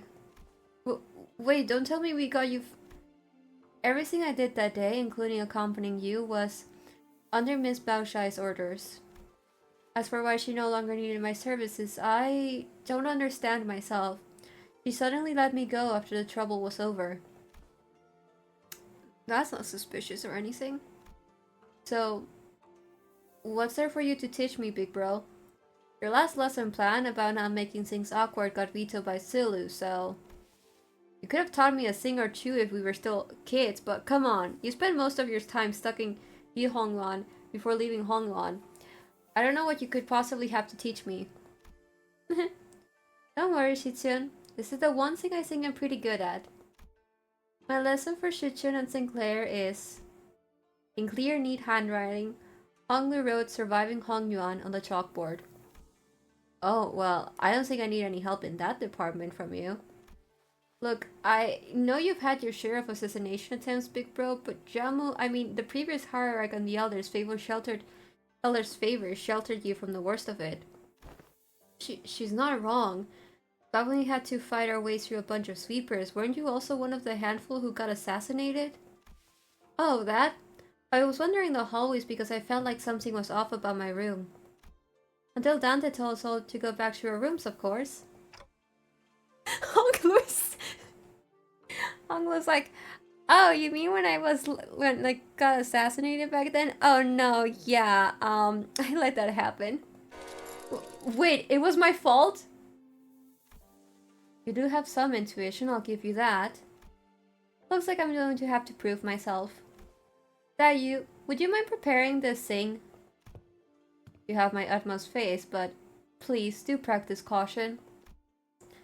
Sometime later, Lin Dayu appeared with 4 bowls splishing with tea before sprinkling some powder into one of them. What's that? That's powdered wolfbane. I see where this is going. You're going to teach me how to tell which of these bowls contain poison, right? You can stop now. I learned to recognize infamous poisons like wolfbane when I was 7. If it was something as tame as what you are suggesting, Venerable Hierarch, I would not have been here to accompany him. Lin Dayu continued her process, sprinkling wolfbane powder into 2 more bowls. Honglu, who was watching that with an oddly contented expression, closed his eyes. Please mix them up, Dayu. Wait, what? We stared in confusion, but we could hardly tell what was going on with the speed at which Lin Dayu swept around the bowls. When we looked back at Honglu, there were 3 silver spoons in his hand. Those silver spoons were custom made at Dang Yuan's request. A must-have item for children of the 4 great houses. They can detect non-sulfuric poison as well. Yeah, I know. They're actually... Actually what? Nothing. In Hongyuan, where we are beset by threats of assassination from all directions, knowledge alone isn't enough to save you. What the heck are you...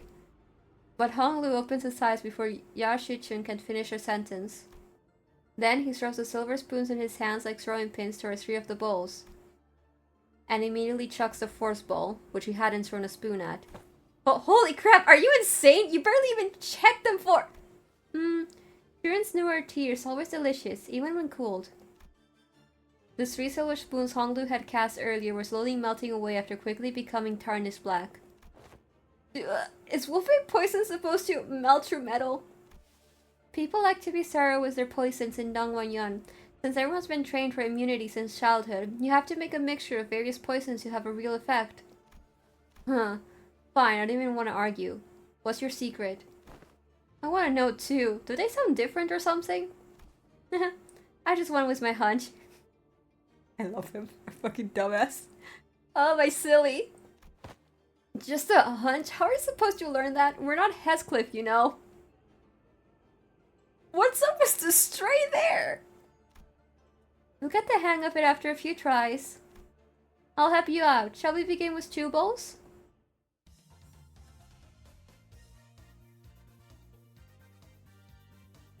It looks like they learned what it was just because of the towels. Look at him winking. He's so happy. I see. When you say you just avoided whatever felt wrong with a hunch, you were reflexively identifying the threat by reading the room and connecting it to your intuitive experiences. Uh-huh. You were using Miss Dayu's anxious breathing to clue you in. So this is how you managed to survive for so long. Listen carefully, Xichun. I know that the adepts of each Heisho will come to your aid with a flick of your wrist. And I know that your residence, Nuanshangue, will be engineered by the best craftsmen to become a safe fortress stocked to the brim with all kinds of useful boluses to protect your life. Even still, there will come a day when you start to feel this creeping sensation whose origin you can't identify. And when it does, I hope you won't brush off that sensation as nothing. You're worrying over nothing. Xichun whipped around away from Honglu as if to express dissatisfaction, but her softened expression told me that she was glad to see him worried. Oh. Hi, Don.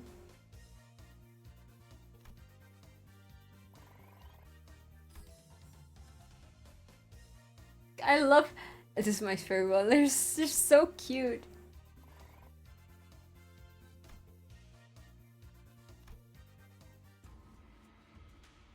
Every 6 days, you will be subject to midterms prepared by the board of directors.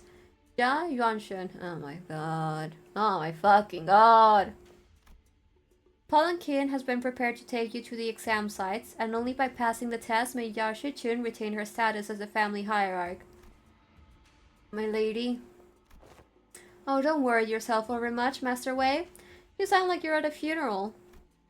She will pass these tests with ease as long as she has been diligently taking her classes. No, it's... I simply hope I can survive until she returns. Oh no, wait! It seems that Wei's rather funereal voice wasn't just out of his concern for Xichun. Wait, are you sure you're okay? I can't escape them even in dreams, the unfinished bundles of paperwork cascading over me like a storm, burying me. Steel yourself, for that was no dream at all. In fact, never have I once seen paperwork trained in the arts of airwalking until now. There's fucking... I must be severely sleep deprived. Looks like we're not the only ones going through the ringer.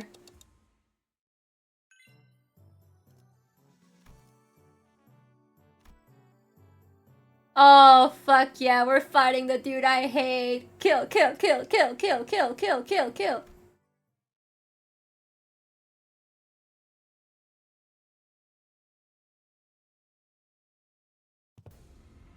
Hey, you're one of the she-boys. We finally meet. I hope to fight you in the family hierarch war. Yeah, and then we beat the shit out of you without even having to do much. If you'd run into me then... Isn't this supposed to be a sparring match? Why does it sound like you have a personal grudge against me? Oh, it's nothing, nothing at all. Why in the world would I ever hold a grudge against you? The result of the family hierarch war couldn't be any clearer. And everyone even remotely connected to the mess has all been dragged away and put under investigation. And hey, guess what? They dragged away half of my family, which means more room for me. I should really thank you, right? Something wrong with this man. Something terribly fucking wrong with this man. I need him gone. Honestly, why don't you just declare a war against the Shi family at this point? Wouldn't that be much easier? My brother in Christ, your entire family sucks ass. You included. War's not easy. It never is. What are you on about all of a sudden? It's not something we should be talking so lightly about, even as a joke. Your family was arrested because they are under investigation for treason against Da Guangyuan. If they're innocent, I'm sure they'll be released soon enough.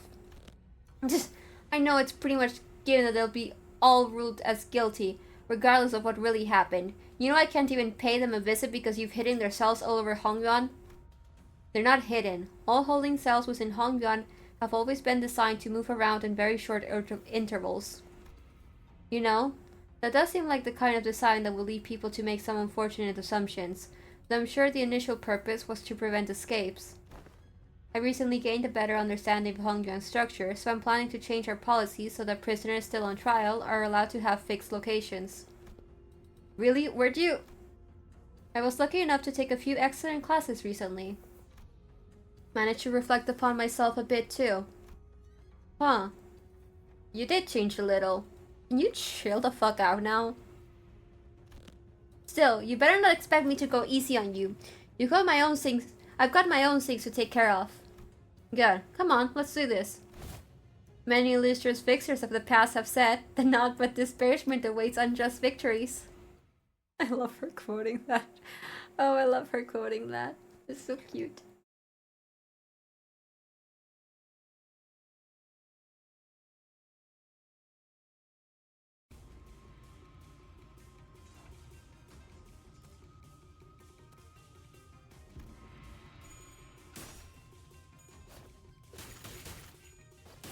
I love her fighting with fans because, like, before, like, when Hong Lu was just, like, teased, basically, like, we didn't know much about him, we, like, only really got, like, his face at most. I used to actually headcanon that he'd be given a fan to fight with. So I feel, like, vindicated that Xichun has a fan.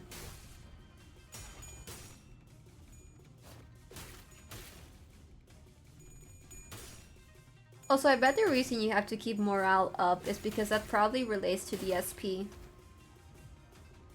Like, if you go into a fight with, like, really low morale, the SP is probably gonna be in shambles.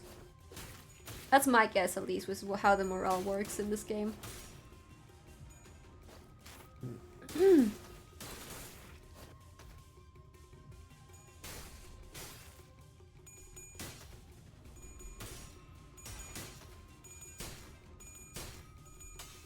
Okay, damn, Clash Girl, Clash! Yippee!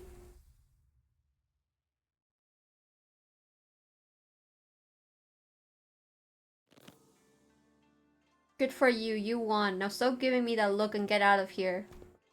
You lost most of your clan during the family hierarch war, didn't you? Yeah, so what? Are you calling me a penniless loser? Yeah, you little... And I'm sure that's what I look like to you too. I don't want your... Sorry, every clan member who died in the evaluation to have died for nothing. If I show weakness, that means I'm making everyone who participated in the evaluation look weak. So I'm going to win, and I'm going to win without the fertile soul my predecessors have left behind, because their legacy was unjustly nourished by the blood and tears of Hongyuan itself. Huajian, you are tenacious, determined, and strong of will. That must be why everyone stood by you, down to the last man. You knew my name? Ma'am? I do. So what do you think? Wanna make them sing your name in glory for the remaining history of Hongyuan? Look at her making friends! I'm happy for her. Who was this fucking dumbass? Okay.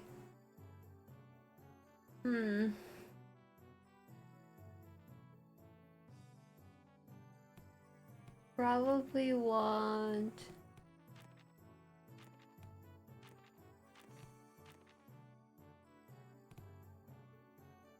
I think I want to go with this right now.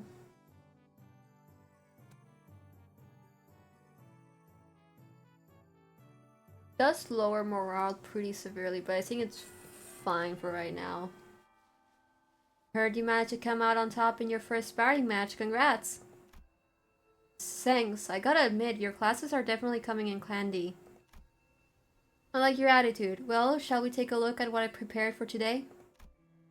You're teaching about exploring, huh? It's going to be an indoors class? Yep, exploring. Where should I begin? It's a very big subject. Free soloing to the top of the highest building in Hongyuan, surviving 10 days in Hongyuan backstreets with only 3 items. I had plenty of ideas, but most of them got denied. And rightly so. And that's when I realized that exploring isn't always limited to adventures in the physical space. A few weeks ago. I'm just here to fill in since this game needs a certain number of players, but... Really? Can you really call this tabletop game an adventure? Yet, in games of make-believe, any simulacra can be made as real as... Ah, what a move. Oh, nice. I'm gonna roll for damage. You're playing D&D! Ah, young Ishmael! Thou has absolutely pummeled the Gorgon beast with thy fireball spell, rendering her most crispy. It was a formidable foe. That was wonderfully executed, Mr. Smile. Huh, really? Well then, that's my next move. And that's how you came up with this? I've played a few other games, but this is new for me too. I'm still pretty new in general, I guess. This is called Yanghu Journeys, or J&J. J&J, okay. It's a popular game among Hongyuan's Jews. Gotten generally positive reviews too. But Ishmael so proudly presented before everyone appeared to be a board game with numerous cards and minifigures. Okay, what do these huge piles of papers have to do with exploration? Rule number 1. The most experienced player among those gathered becomes the JM.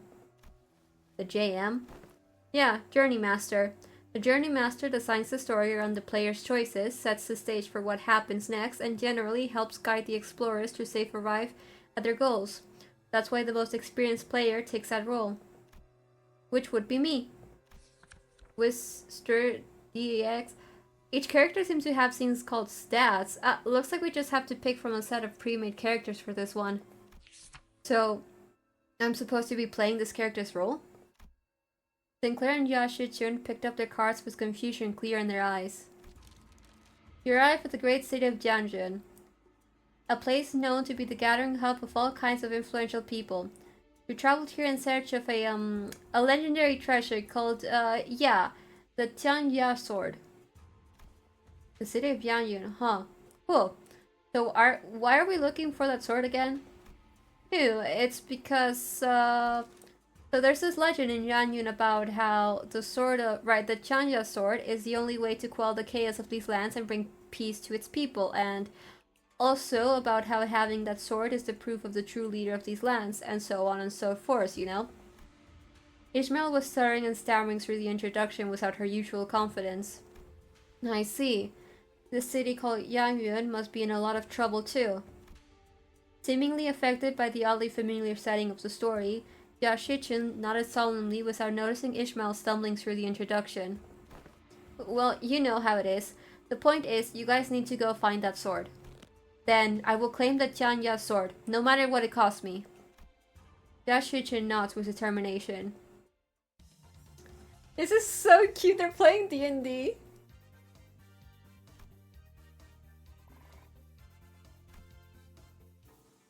From the rumor we've gathered, it seems that the Xichun Keep might have heard of the whereabouts of that sword. What will you do? I walked up to the Xichun Keep, chat him up, and tried to gain his trust. Are you sure? Remember, your wisdom is extremely low right now, which means that you'll find it hard to form even the simplest sentences.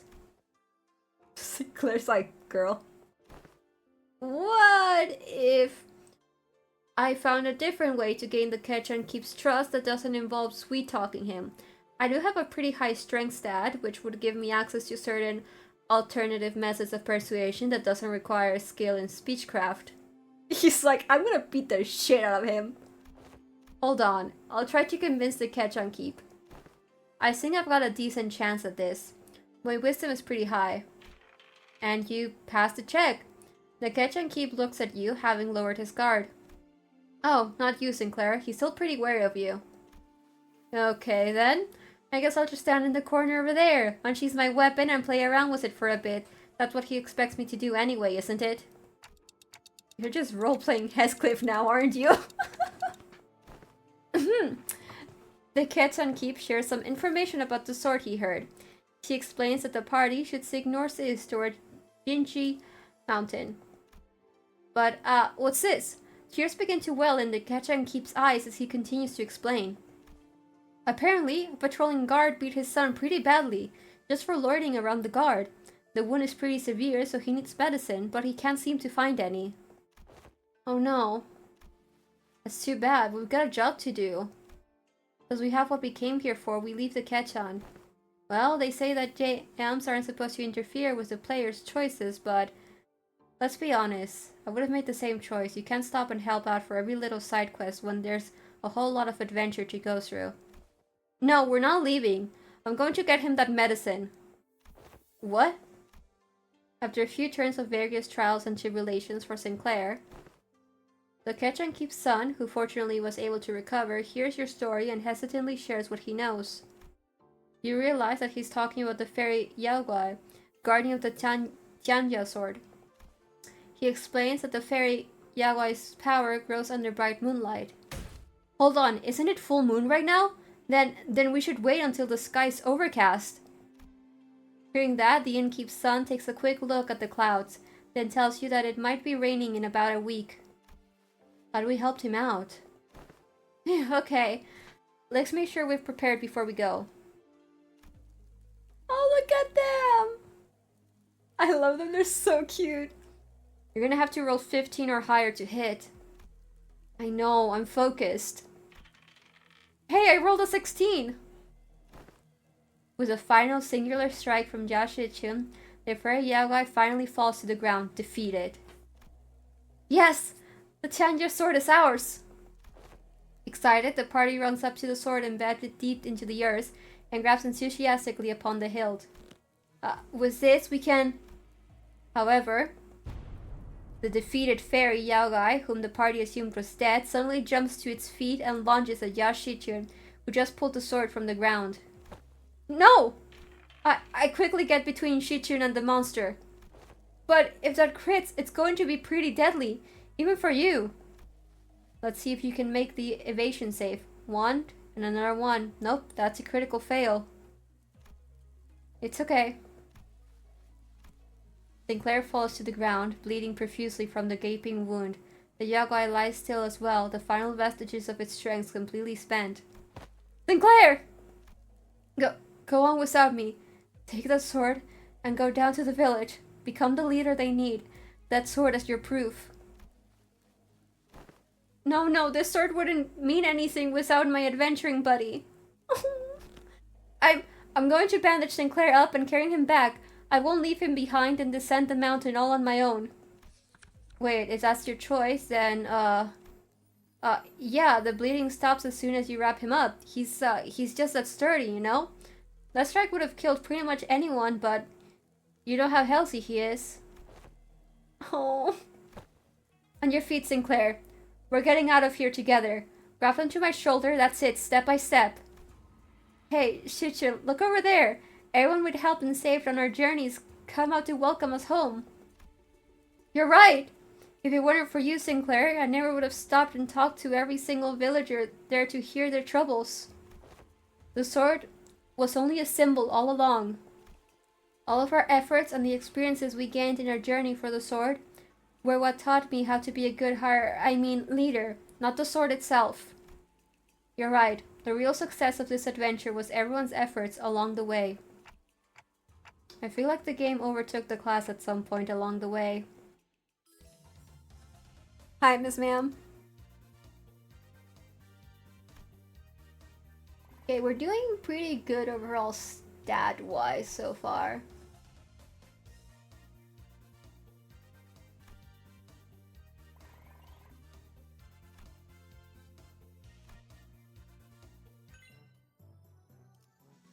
Okay, perfect.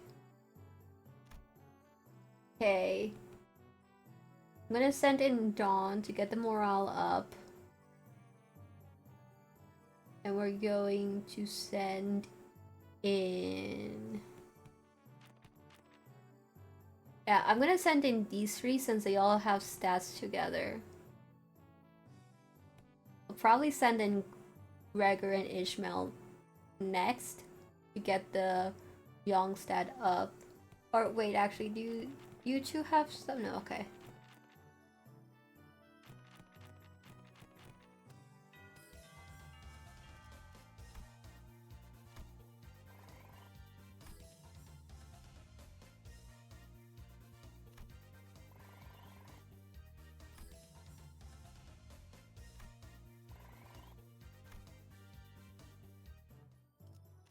Okay, we have Mersault. He also gets the stuff up. He gets the...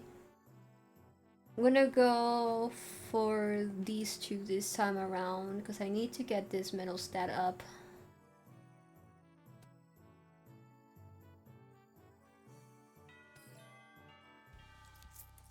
In regards to every activity, involvement of unnecessary emotions and personal judgment is to be wasteful.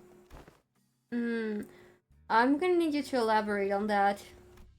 Then I will share an excerpt from Sinclair's exchange with the manager 32 days ago. Begin quote. Huh? 32 days ago? What? Excuse me, Dante. I'm sorry to have to ask you this, but most of us are fatally wounded, so can you please turn the clock just one more time? End quote. Unnecessary interjections weighed down your request. Wow, that's pretty bad. Did I really stutter that badly?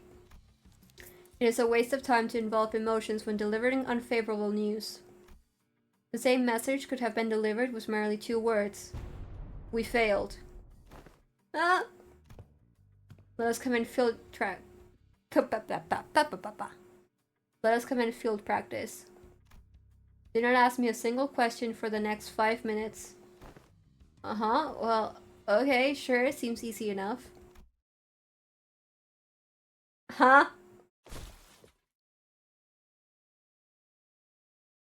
Suddenly, Marcel let out a cry as he clutched his chest and fell to the floor. Are you okay? Marcel, you okay? His eyes snapped open. Pass failed. 5 minutes have not passed.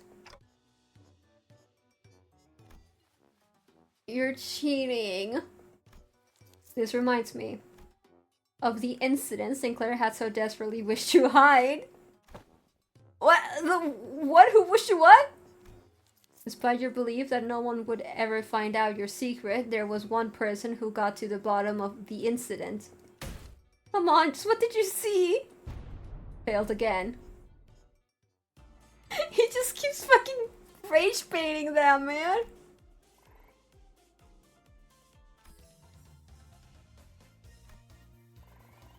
He's just fucking rage baiting them, what the fuck?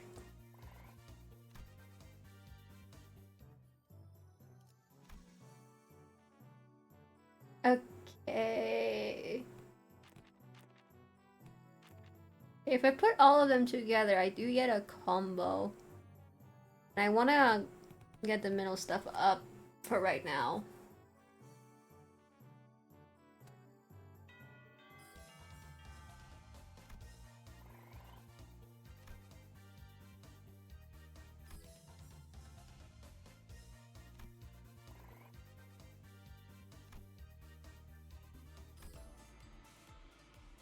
Took the class. Okay, perfect. Oh, hi, girly. Okay, you got those stats up. I'm gonna send in you.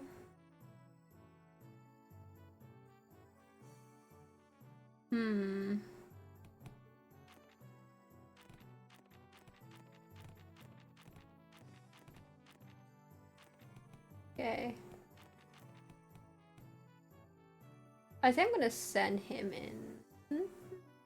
Yeah. Well, no, actually, oh, yeah, okay. Attention! Today's lesson will cover intelligence acquisition. In other words, men, you will learn how to gain information from people. Hey, I'm pretty good at that. You just have to turn them to your side by being generous with my spending, by setting a good example as a superior. They'll eventually open up. Foolishness! Eh? That is among the worst strategies I've ever had the displeasure of hearing. Do you not see how wasteful it is to spend the limited military budget? How wasteful it is to spend so much precious time trying to butter them over? The most efficient means of obtaining intelligence is torture. Torture? Huh. I'd say that's the worst strategy I've ever had the displeasure of hearing. I'd rather not waste my clan's strength on something so utterly useless like that. Besides, if you end up accidentally killing them... Foolishness, foolishness. Jeez, can you stop saying that word? How simplistic and disappointing. Your imagination falls short, if that is all you can think of when you hear the word torture. Then, this unit. This isn't exactly a military unit. Then, this Hong Yuan may indeed be beyond your ability to lead. Well, I'm waiting. Get on with your lesson. The mention of Hong Yuan seemed to put Xichun in a thoughtful mood, and she stopped arguing and began focusing on class. The most effective method of torture isn't physical. Things like waterboarding, electrocution, are all inferior. Today, you will learn the torture of language. With this method, you will always find the answer you want. Use speechcraft to entrap their minds, slowly constrict around them, and let them take brief sighs of relief every time they give you an answer. That, cadets, is what you will be learning today. To your positions, cadets! It's just like... Oh, they look so happy, though.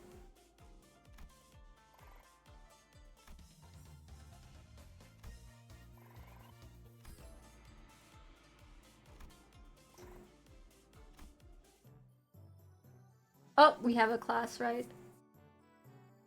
God, I really need to get these two stats up. When we're doing pretty fine, I feel like I need to hyper-focus on Ji and Yong.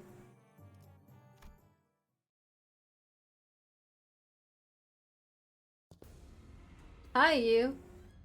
So, I hear you've defeated Ji Huazhen. You would do best not to let that get to your head. He's always been our family's greatest shame. Hey, watch yourself. Haven't you learned not to underestimate the family underdogs? What? Oh, you don't know? You see, I managed to talk Ji Huazhen into, you know... What? No, it can't be. He cannot have spilled the beans on my parents. Huh. The men are already on their way. But how did you know it was Block 32? I barely managed to get them a hiding spot there.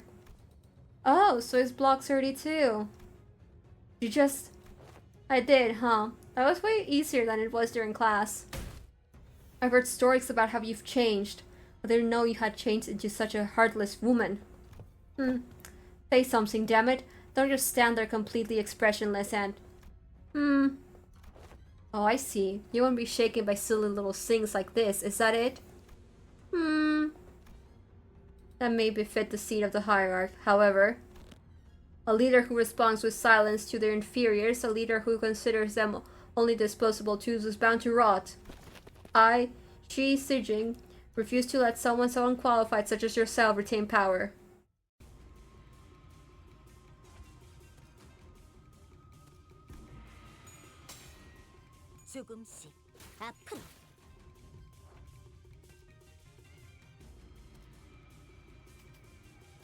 God, girl, please let me control your things. Don't attack that one.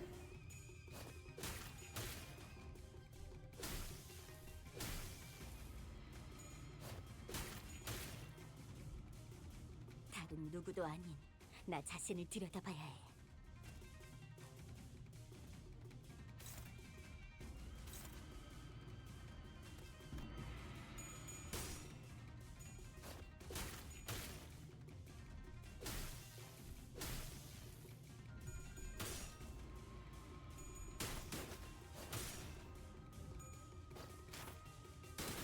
Ooh. 망설이지 않고 한 번.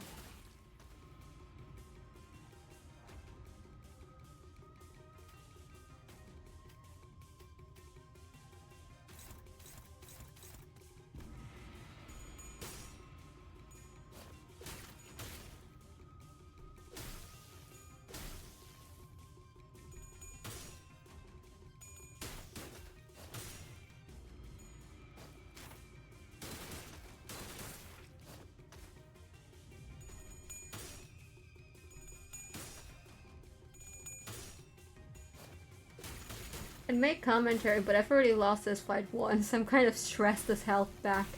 Oh my god. Fucking red coins.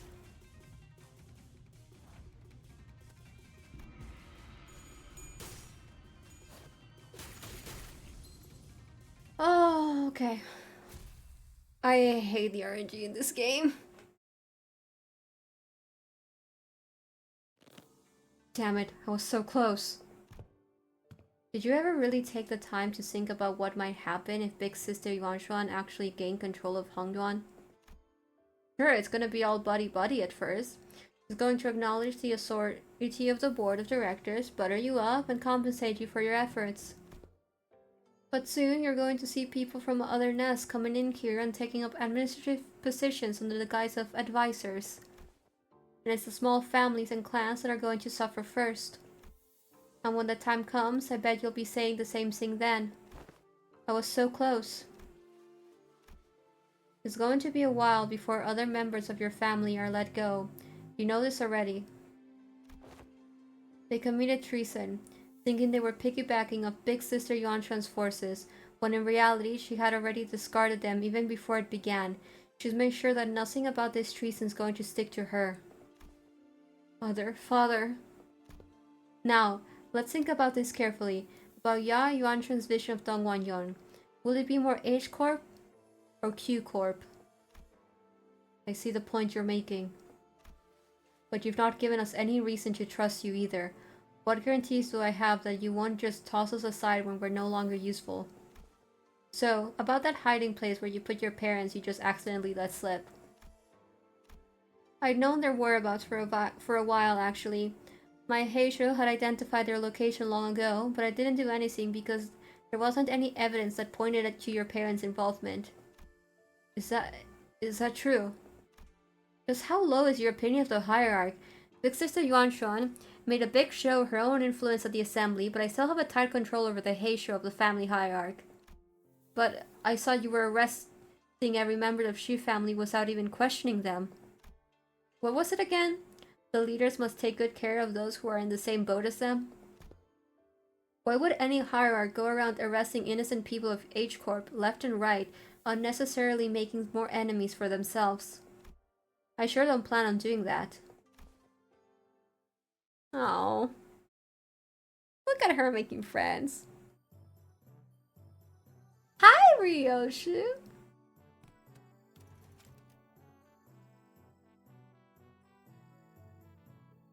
I need stat gains.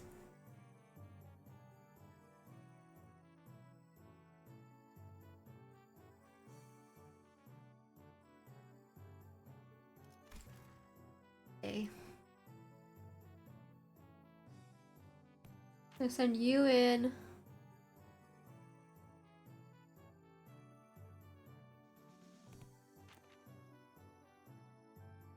gonna send you in. Should I send? No, actually, I should send this. Oh, this is a bit better because she does for two stats instead of just.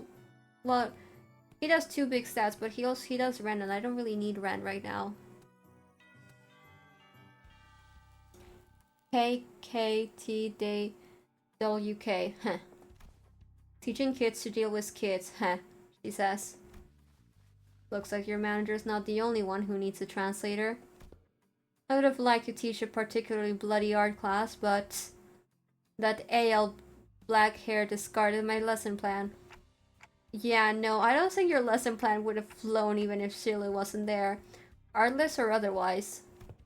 In today's class, I'll SYNC if you're a UA. What? But I'll SCAN if you're a UC. Huh? I'll snap your neck completely if you're an unruly adult.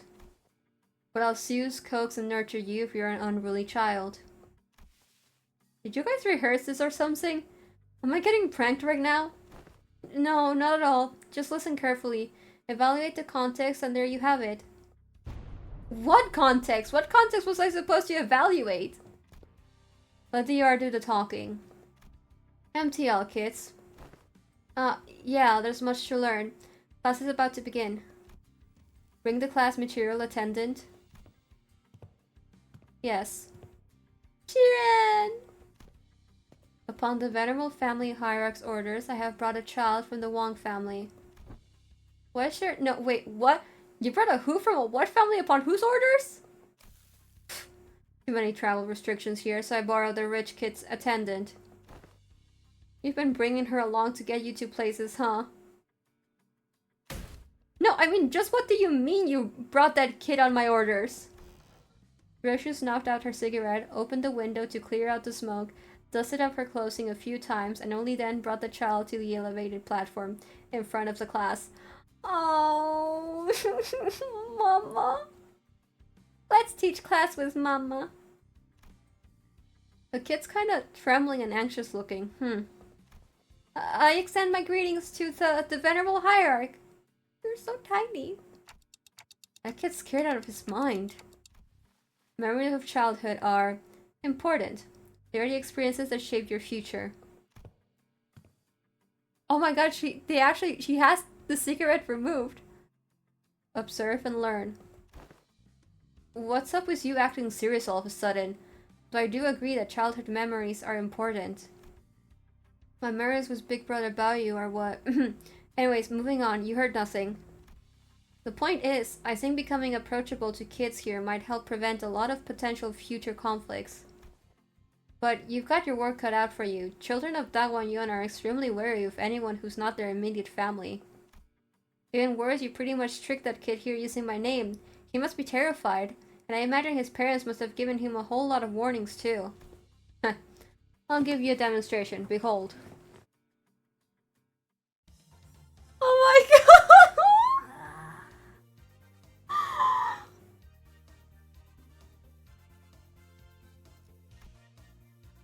Oh, this is everything to me.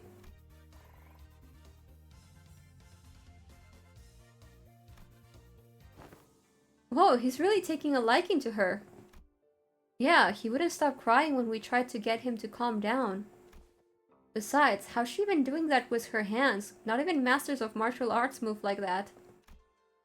Ryoshu was practically giving him no time for any other distractions or even a moment to cry. She was taking care of that kid almost effortlessly. Let's play games with Mama. She was employing all kinds of tactics, including but not limited to ventriloquism, Hongju, a traditional Hongyuan toy, fan tricks, sugared fruits, and eventually... Hehe! Don't pull too hard. The child ended up piggybacking on Ryoshu, the fear he showed earlier gone without a trace. Never would have imagined Ryoshu would be good at this. Neat. Aw, Sinclair. And with the exact same expression as her usual one, Ryoshu was gently caressing the child. Well, to be more exact, she was giving him a gentle pat. But I think I get it. Showering kids with tasty stuff and gifts isn't the best way to go about it. What's important is helping them understand just what kind of person I am. Yeah, the kid's really on edge for his age. I started to make some progress, but whenever he suspected I was lying or something, he'd immediately go back to being on guard. That's also because he's a Dagwon-yuan kid. Kids don't survive this place for long if they're not quick on the uptake. Venerable Hierarch, may I ask you something? Well, asking's free, but I gotta tell you, it's going to depend on what you're about to ask, whether I can help you or not. Huh? Wrong move, rookie Hierarch. Why say all that when TWDT? You don't got the immaculacy of succinct abbreviations. Ryoshu grabbed the child's shoulders, brought him before Xichun, and then, in her usual curtness, spoke precisely 2 words to the confused child, and that seemed to do the trick. Spick, kid. He's so mad. It's my big sis that when the family hierarch war's over, I can finally play tons with friends. But their parents told them to stay inside because it's too dangerous outside. Oh. My cousin says you're the biggest and the baddest of Hongyuan, venerable hierarch. So I wanted to ask if you can make Dangyuan safe. I want to play with my friends. Gotcha. I'll review your suggestion positively. She says she'll totally make that happen. Sometime later, after Shirin guided the child out of the classroom, I found Xichun whispering something to herself. You've got a lot on your plate, huh? Dealing with restructuring days is just one of them. I was going to try to improve the safety of this place anyway, whether he asked me to or not. Safe enough for a kid like that to run around the market all on his own. A place where he doesn't have to be afraid to go outside. Oh.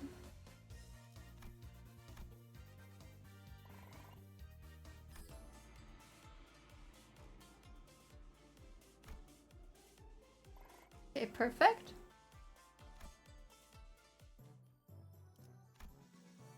Okay, I'm gonna go for... I'm gonna go for this trio again.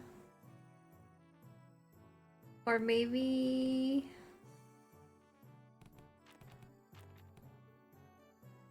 maybe go for this trio.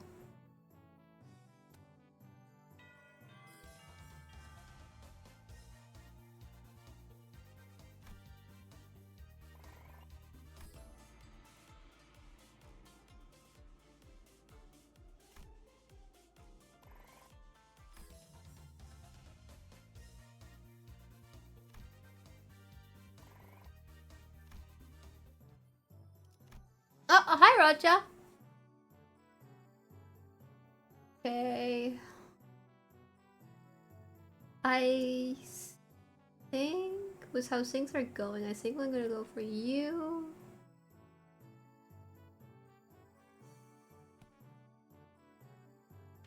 And you, I think.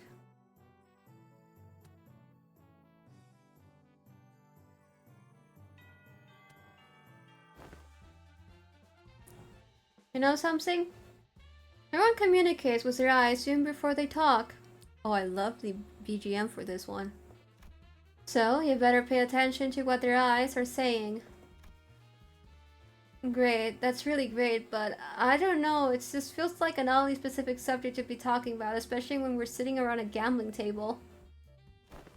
Sinclair, given the time limit, it just happened to be the fastest and clearest method of demonstrating and training your abilities to control your emotions.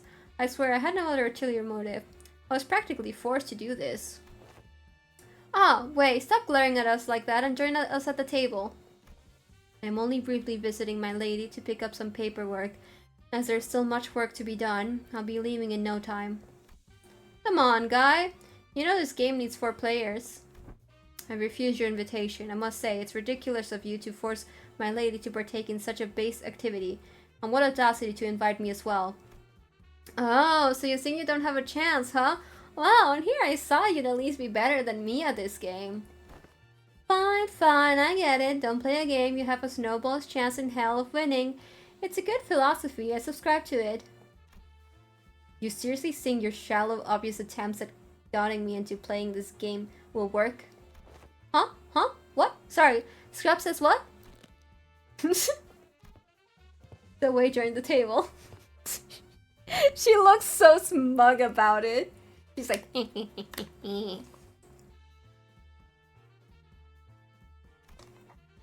Alrighty, the lesson's pretty straightforward. You three will work together to ensure that I don't win this game. In other words, make sure I'm not number 1 by the end of it. Well, that seems easy enough. But, be warned, I have the special power to read into your minds without hearing even a word out of your mouths. Let me give you a demonstration. Let's see. Ah, Sinclair, I can see the corners of your lips twitching while your eyes are suspiciously wandering over there. You're looking to form a pang, aren't ya? And Xichun, you...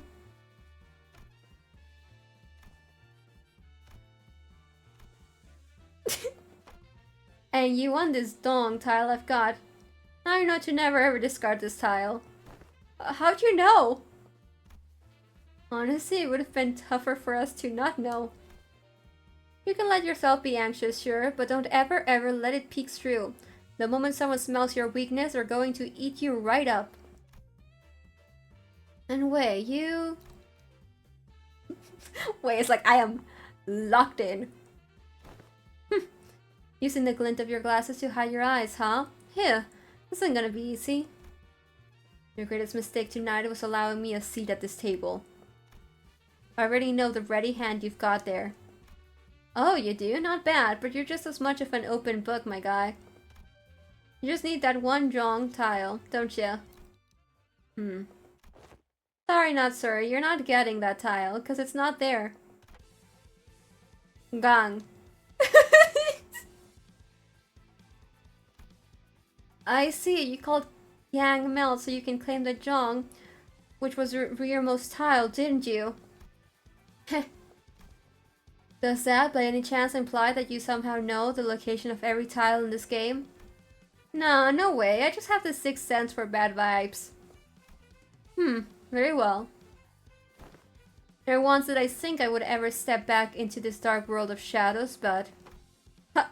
Very well, then. I'll be setting this Hua aside and... Ew, I'm impressed. They're way too intense. I can hardly get involved. Guys, isn't this supposed to be a class for us? Shh, my lady, the importance of this moment could not be overstated. I see, swapped out your ready hand, didn't ya? What do you think?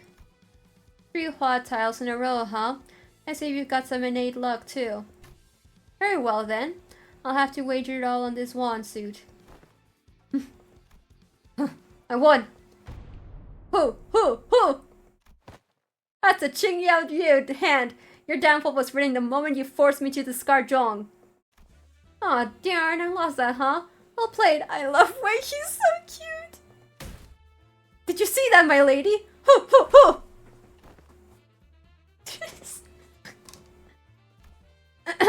I apologize for that vulgar display, my lady. I will bring some tea. Wei, victorious, stumbles out of the room with his shoulders slumped. Victorious, not victorious, what the fuck?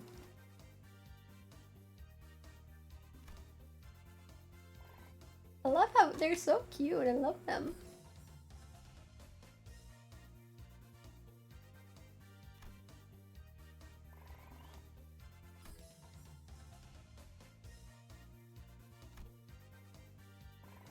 Okay, now I'm gonna have to focus on G.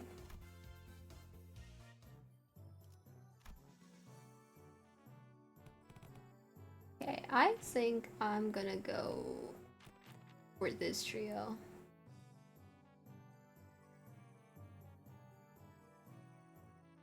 I'm doing day 16. I can save Faust for like a next day. Or well, I mean I can guarantee this. Okay.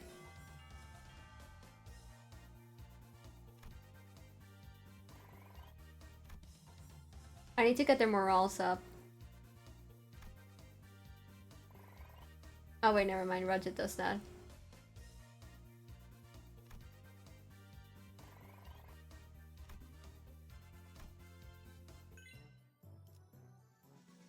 Okay, perfect. Okay. I'm gonna bring you in.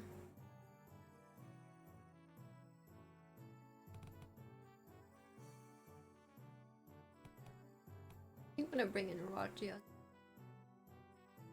I want to make sure my morale is maxed out for day 18 because that's gonna be a fight.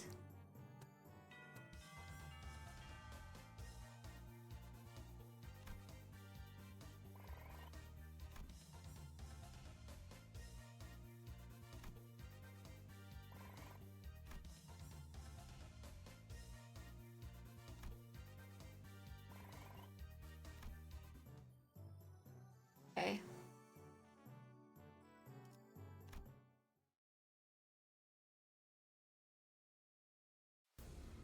Hi, Bessie! I heard from Big Bro that you send your coins to Big Brother Chu.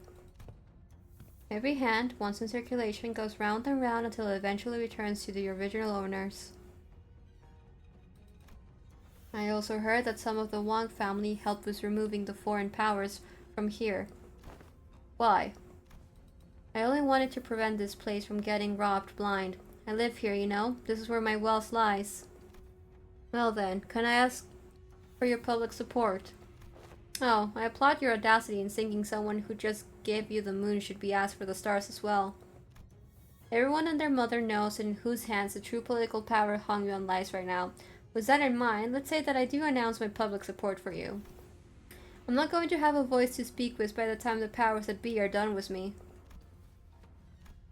Look, if Big Sis Yuanchuan genuinely believes that I'm not fit to be the family hierarch, then I'll happily remove myself from power. But she's affiliated with Q Corp. Do you surely believe she has Hongyuan's best interests at heart with all those conspiracies she's been weaving under the surface? All those business deals and clearly skewed policies? I do not. But if you're going to present yourself as the alternative, then you have to be someone concrete enough to rely on. Let me just say that about half of the board of directors' votes may as well be considered abstaining votes. They're keeping their silence because they're afraid of Jia Yuanchun's retaliation. So, your remaining task is to convert those silent votes in your favor. Oh, not shaken by that at all, huh? I was hard to get that lost and wondering look in your eyes. I guess I'll have to work on my poker face. No, most people would have failed to pick that up. You've certainly changed since the evaluation. Your girl shows a lot of promise. Maybe that's why he handed his coins over to you. Well, I guess that's not the only thing he handed over to you, I suppose. Hongyuan's tomorrow. Anyways, I should probably do as I'm told for now, My cousin will be your opponent today. I won't accept you as my hierarch just yet. Fight me and prove that you're at least better than I am. Only then I accept you. He's like, I ain't fighting. Fuck that.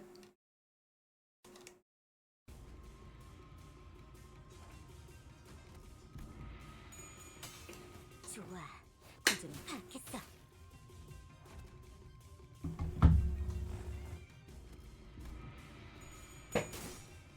봉황의 날개처럼.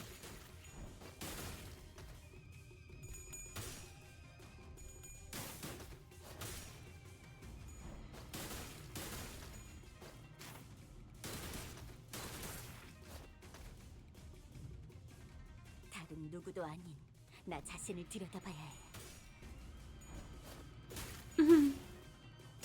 I love the little art. Ishmael's just like, ah. Wow, this one was fast. Holy shit.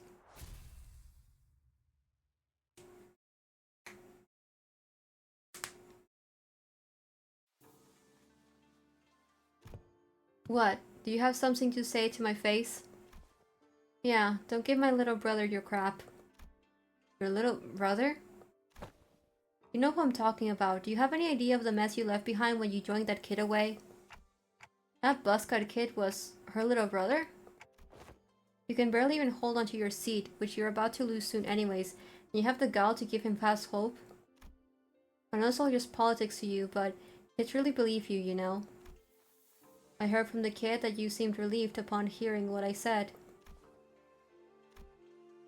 Told me you were happy for once to hear that he had a fun time after being barred from playing with his friends with how things are in Hongyuan. Shut up. Besides, it's not all just hot air. But I wasn't making an empty promise when I said I will change Hongyuan to be a place where everyone can live without fear. And for that, I'm going to protect my seat of power, no matter what it takes. You'll fail. Not with you on my side. We all know what Big Sister Yuanchuan's Hongyuan looks like. It'll be exactly the same in essence, and will be the same for the foreseeable future. Tell me, are you sure you're okay with handing over that same burden we've carried all our lives to your little siblings? No, of course not. Wang Qingshan left in a hurry.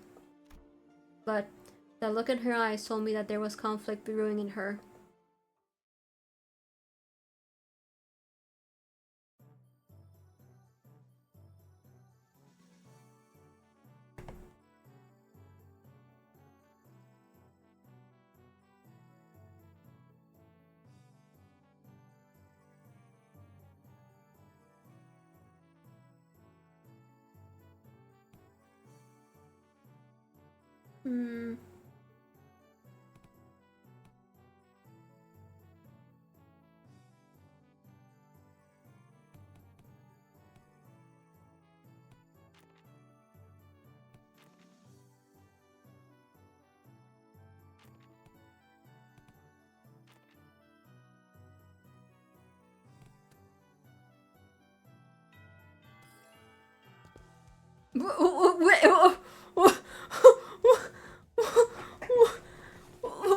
Huh? Huh? What? What? What? Right, lads, listen up. This ain't going to be like them boring old classes you've been sitting through. You got to leave the desk behind once in a while to learn some real life lessons, yeah? Right, so here's the deal. You want to break their morale before the brawl even begins. Brawl? What the why does it sparkle? Learn this by heart, and you'll be kicking those twats' arsers left, right, and center.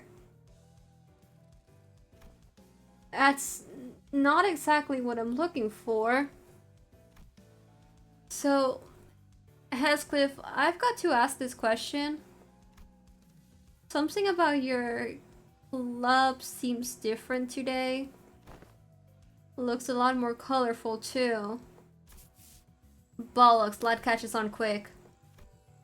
At Wayblock said something about how swing around a real club might come off as too threatening and confiscated it. Confiscated it. Just fucking got his fucking bat confiscated. Oh my god. That high-tech weapon cries boop when it hits people. I see. Or don't you underestimate me just cause I'm holding a different bludgeon? Let's get on with it. Straighten your shoulders. Eyes wide open. Let's get cracking.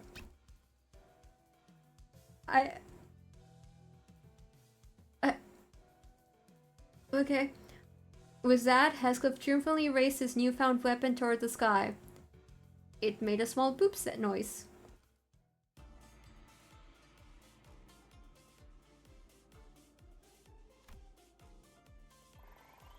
My god, okay, I'm glad I added.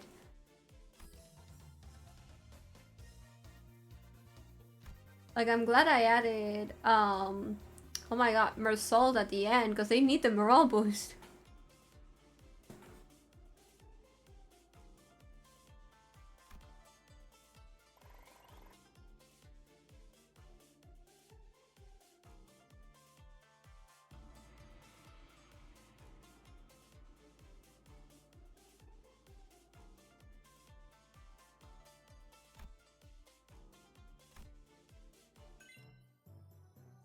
Nice, perfect, okay.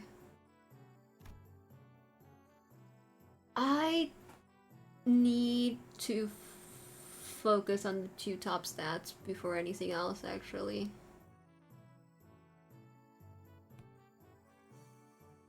You give me the most in the top stat. You give me a good bunch in that middle stat.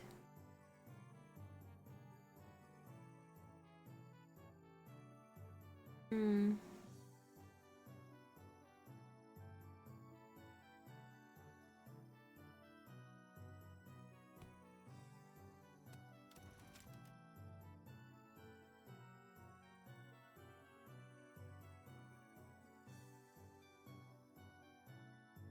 It was 20 extra morale.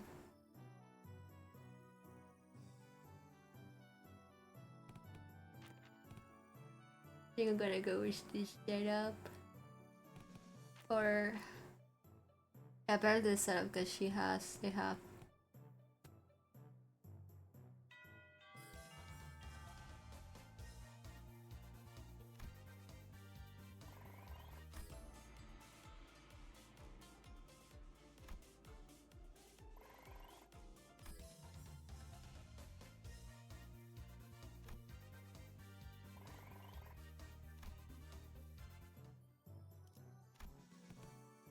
But okay. Hi. I can get the morale lowered this round, I think. It's fine.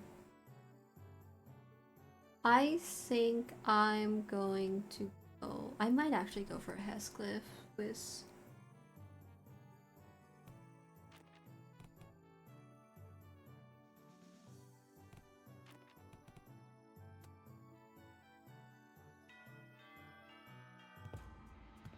this class. After an uncharacteristic pause, Shilu continued. Will be taught by a guest lecturer who has been invited for your tutelage. A guest lecturer? But I wasn't informed of this. Where are they? I don't know. Maybe they're lost? A little bird told me that the venerable hierarch will give me a bottle of top-notch cloudy wine straight from Dagwon Yuan's brewer. Ooh-wee! Are any truths to that, folks? That guy. Hehe. Just stopping by to see if I can leash some liquor at this party. Hongyun's an awfully miserly place. But you spare a shot of liquor for this poor old drifter, won't you? Well, you're clearly not just any poor old drifter. Are you guys acquainted? He ambushed us in our rooms after the first round of the family hierarch war was over. He what? The family hierarch war's been over for a while and everyone in Hongyun knows who the winner is. How dare a mongrel like you, who only knows how to mooch off other families, set foot in here? Looks like I'm going to have to give my clan a stern talking to. How could they let slip a drunk assassin like... Haha. I see that our usual hierarch is plenty suspicious. I have been a guest in many places, but please, I am no moocher. Put your worries to rest. I'm only a drunkard who enjoys a cool swig of liquor with scenic landscapes as my bar, the sky as my ceiling, and the dirt as my bed. The man who had introduced himself as the night drifter of the Drunken Palm leaped down, landing with dexterity that betrayed the rags he wore as clothing and the terrible stench of liquor emanating from him. Is he seriously... Bad news, Miss Xichun. Apparently, Yuanchun's bestowed upon you a new master. Huh? Big Sister Yuanchun? She also wanted us to deliver the message that she was sending a master because, and I quote, I feel a deep sense of trepidation and pity for my dearest little sister, the neophyte hierarch, who must be struggling left and right without proper master. I need her gone. I need her dead. I need her gone. I need her dead. Wow. I am beside myself with gratitude.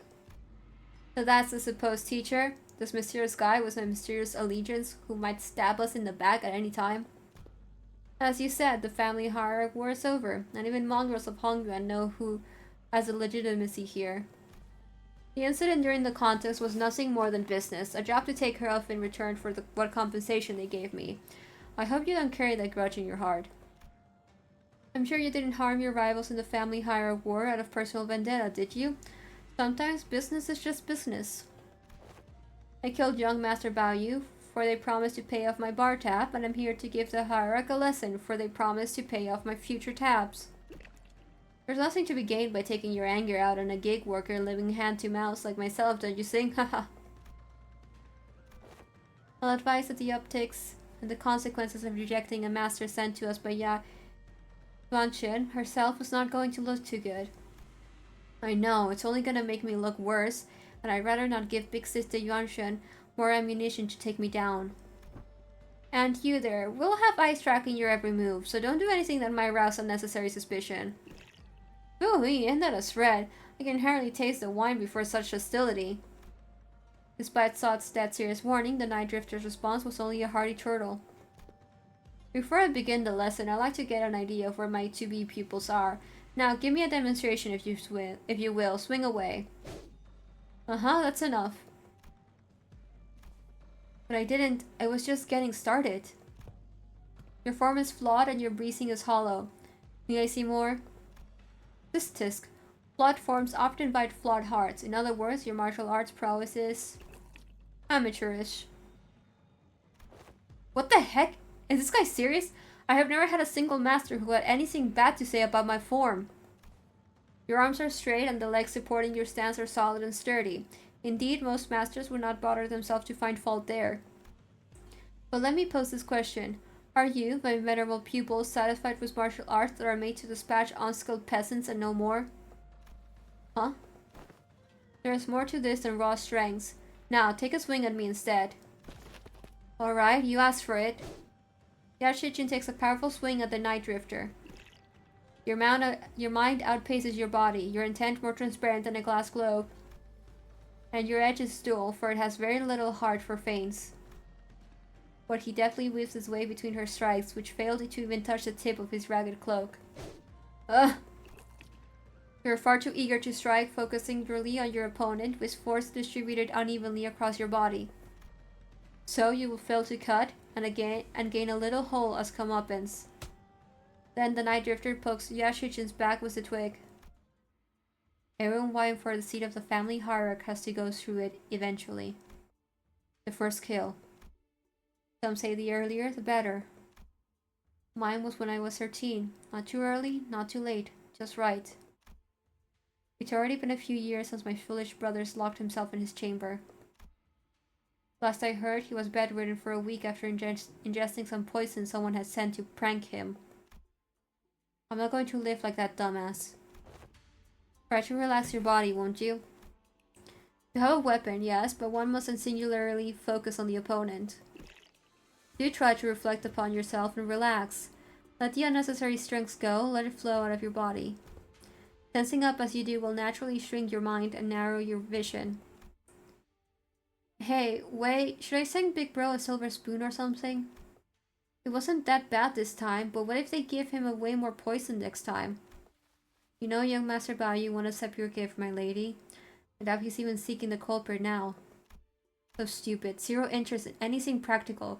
Zero ambition. What a silly, pathetic attitude you have. Just how...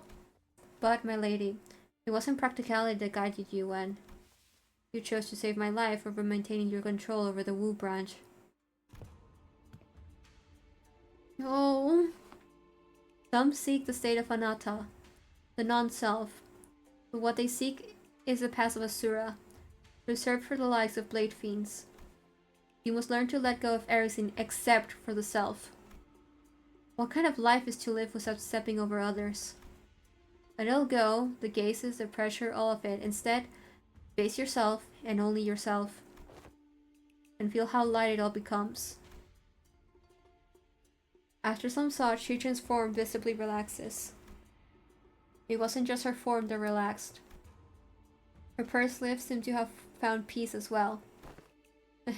Just got it. Well then, what should we do about you, my overconfident, proud pupil? Will you maintain your grave and cocky silence? I wasn't being cocky. If my memories haven't failed me yet, you were one of young Master Ya Baoyu's underlings, correct? Underling? Yeah, however you want to call it, I guess. Sinclair replied with a resigned sigh. Just why do you think it was that you, specifically you, among his 12 underlings, were chosen to take this class alongside the young hierarch? Sinclair momentarily flashed a flustered expression, taken off guard by the stranger's sudden, pointed question, but he soon regained his composure and replied. Well, who else beside me would ever go along with these lesson plans? Don Quixote is going to ditch the classes out of boredom, same goes for Raja, and others will try to take over the classes, not to mention what it'd be like to have Heathcliff here, and... such a loquacious list of excuses struck a nerve, did I? How come you know so little about yourself, even less than what I have already learned about you? What are you talking about? A bird that has failed to break its shell in time will rot within its confines. Ooh! I still don't understand what you're talking about. Even as he said so, Sinclair's expression seemed more like anxiety than confusion to me. Prepare yourself to flit away before the rain. You won't get another chance should you miss the opportunity. Then the Night Drifter giggled flippantly. The serious attitude nowhere to be seen. Haha, been a while since I let myself babble on for this long. I suppose I can credit my foolish pupils for that. Prepare to swing away. No.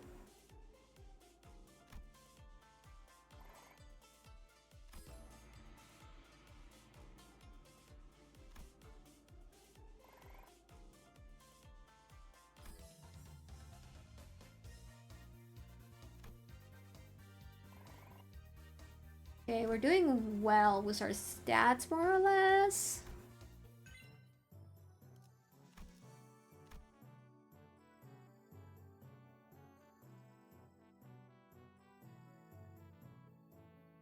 God, we need to get the first stat a lot higher.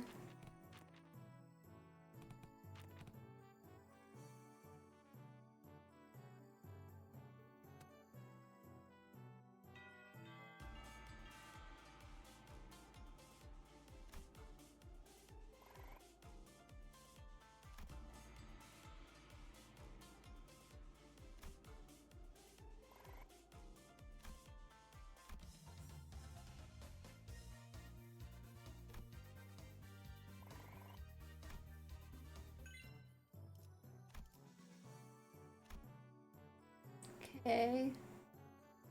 Um...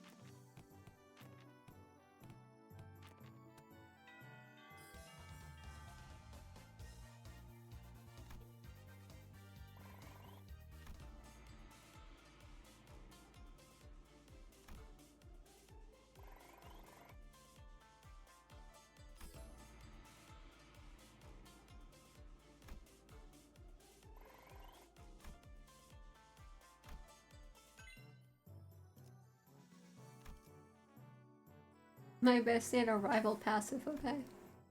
Trapon! Trapon! Trapon! Trapon! Trapon! Trapon!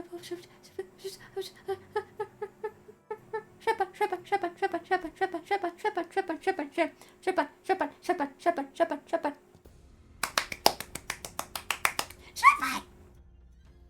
Damn. Am I glad I got my head screwed back on.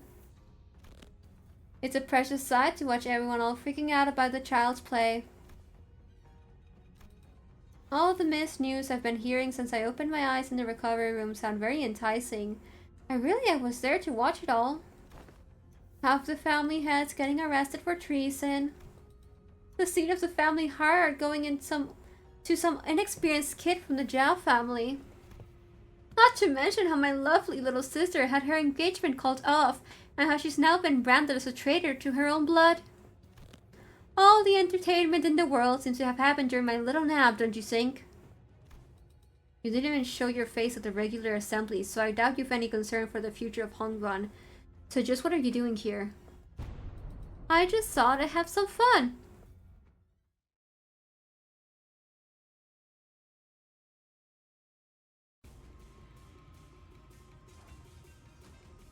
Yeah, I was right. If your morale isn't 100, your SP is down. It's fine. As long as it doesn't go below the 50 mark, I say you're chill.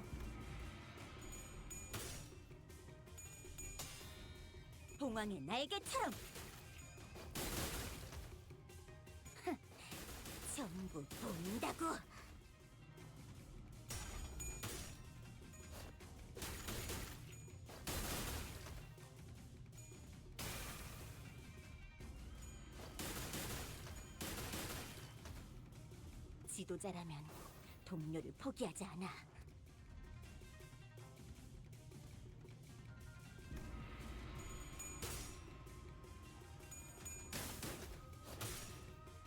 꽃처럼 화려하면서 바람처럼 가볍지만 벌처럼 날카롭게.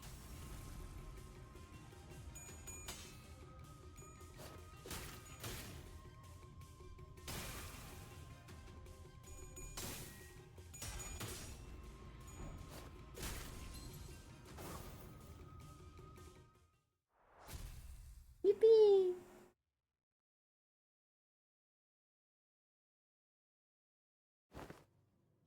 Why stop now?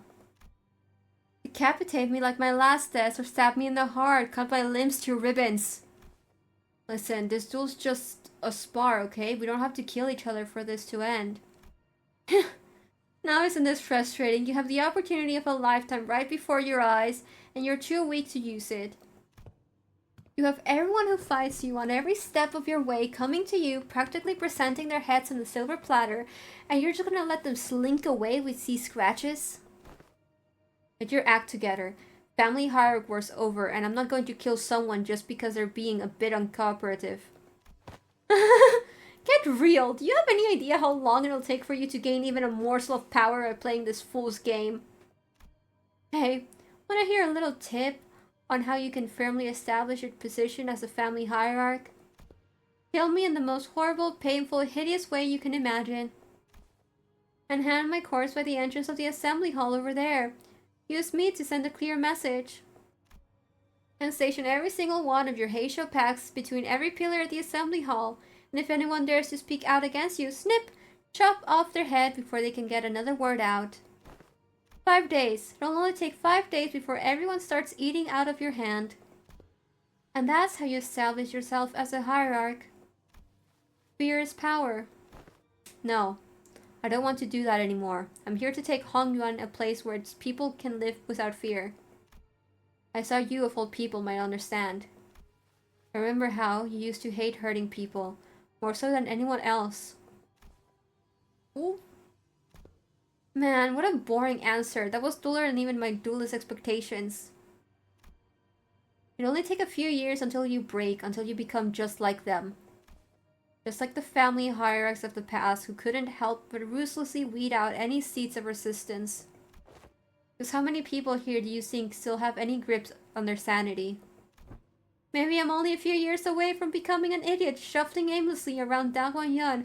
I can only hope that I won't be a slobbering mess by the time that happens. If something entertaining is gonna happen, I can only hope that it happens while I'm still sane. Repon sauntered away, but Xichun found it difficult to move on. Excellent work, my lady. You have passed the 4th exam with flying colors. You certainly crushed them for underestimating you. My lady? Xichun seems deeply engrossed in thought. Oh.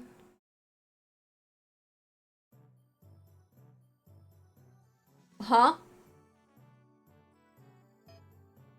Huh? Oh my god, the morale is shit. Okay. Get the morale up. Let's, get the morale up, okay? Let's get the morale up.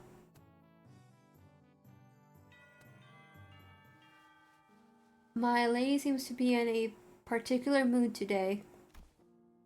It's all useless, isn't it? Xichun? When these classes end and you guys all leave, I guess I'll be spending my days worried to death that an assassin could pop up out of nowhere and kill me at any moment. Consumed by so much paranoia and worry that I'll start twitching at shadows cast from lamplights. So would it mean anything for me to, you know, prove to them that I deserve to be the family hierarch? I spent my whole life trying to prove to everyone that I have the will and determination to become the family hierarch, and now I have to prove to everyone that I deserve to keep it? To those bastards whose only thought in their empty heads is how they can expand their rooms? Mr. Wei, have you ever heard of playing hooky before? Playing a hooky?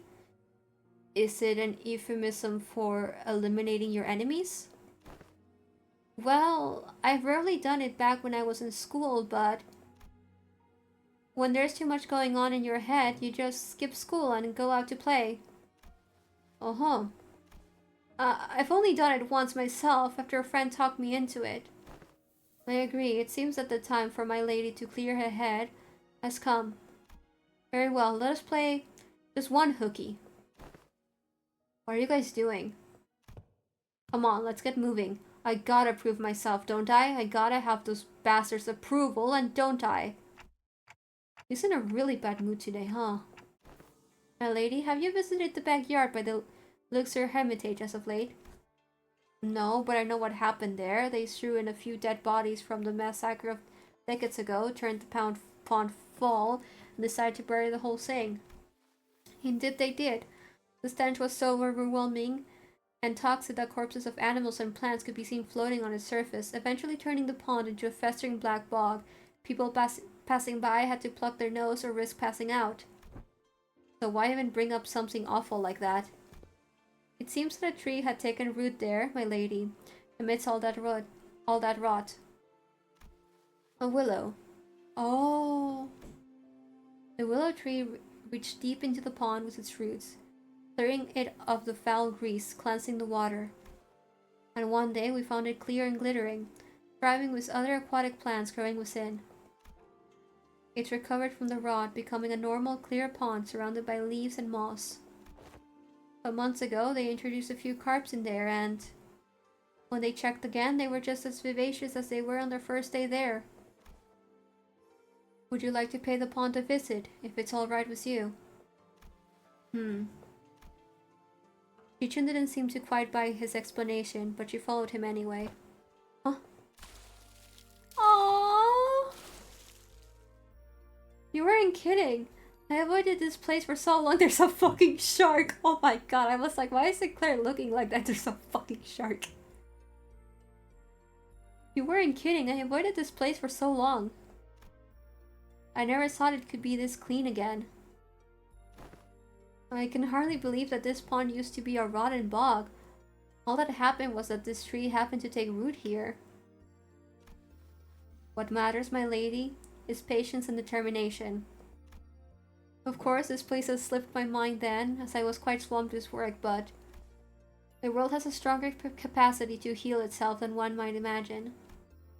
Recovery will follow as long as there is a steady root to rally around. After a long break that seemed to freshen even our hearts. Nice, you're making good progress. Your form, the light in your eyes, I think you've certainly improved in all aspects. I dare say you've had some change of heart too. Yeah, I do feel a tad more comfortable than I did before. Well, if I knew it was gonna go up like that, I wouldn't have done what I did. It's fine, this still gives me stats. It's not like we're losing this anytime soon.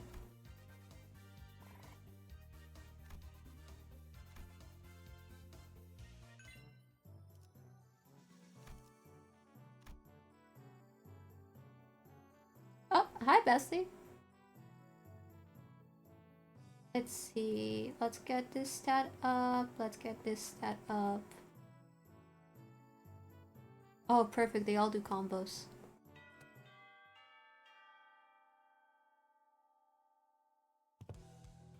Right, class, here's a new task to help you lot learn how to break your enemy's morale. The moment you shrink in front of your enemies, you've already lost, so don't. It don't matter how many there are or how threatening they look, yeah? Take me for example. Have I ever turned tail and fled like some milksop, no matter what enemy we were put against? I don't think you ever have. Leave it to the nerds to waste time coming up with strategies and what have you. Listen, there ain't a problem in the world you can't solve by boldly rushing in head first. Ishmael and Otis would have boldly rushed in head first to shake him by his lapels if they'd been here. Here's what I think. Neither of you got enough pluck. That's why neither of you could say shite against those buggers back at the assembly hall, am I right? Yeah, Xichun maintained her silence, the old scar on her pride growing more sore again. So let me help you lot grow some backbone. Try getting mad at me. No need to shrink, lads. Stand proud. Okay, but how could I? Don't worry about offending me, yeah? I can take it. Like you two, I've built up enough thick skin for all kinds of insults thanks to my years in the backstreets. I'm bloody invincible. Yeah, well, shut up, Heathcliff. Good lad. You're hardly even a teacher, man. This class sucks. All you're doing up there is standing around and trying to look cool. Ooh, that one's got a sting a little. That's it, you little shite. Is what I would have said back in the day. And I probably would have struck you with this hammer. I mean, my club. But I've changed too. And so did you. I can see that the fire in your eyes has grown. Remember this feeling, yeah? I will. It's so cute. Now, let's practice. It looks like both of you have the perfect sparring partner in each other. Grab your weapons, the both of you. Uh-huh, you mean us? Me and Xichun? You're my backbone by getting into fisticuffs with the boys during my backstreets days. You break my arm, I break their legs in return. See what I mean? Is that what besties is supposed to mean? Yeah, Xichun's asked with a considerable confusion. Well, let's do this, I guess. You don't want me to go easy on you, do you? I don't. I'm so fucking... Why is there a shark in the pond? Why is there a shark in the cloak? Oh my god, okay. Why does he have... Okay. 좋아, 구조는 파악했어. 전부 본다고.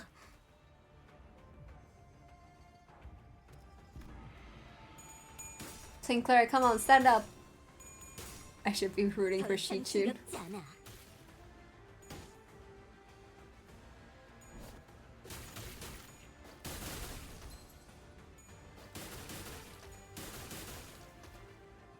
지도자라면 동료를 포기하지 않아. Oh, he mad.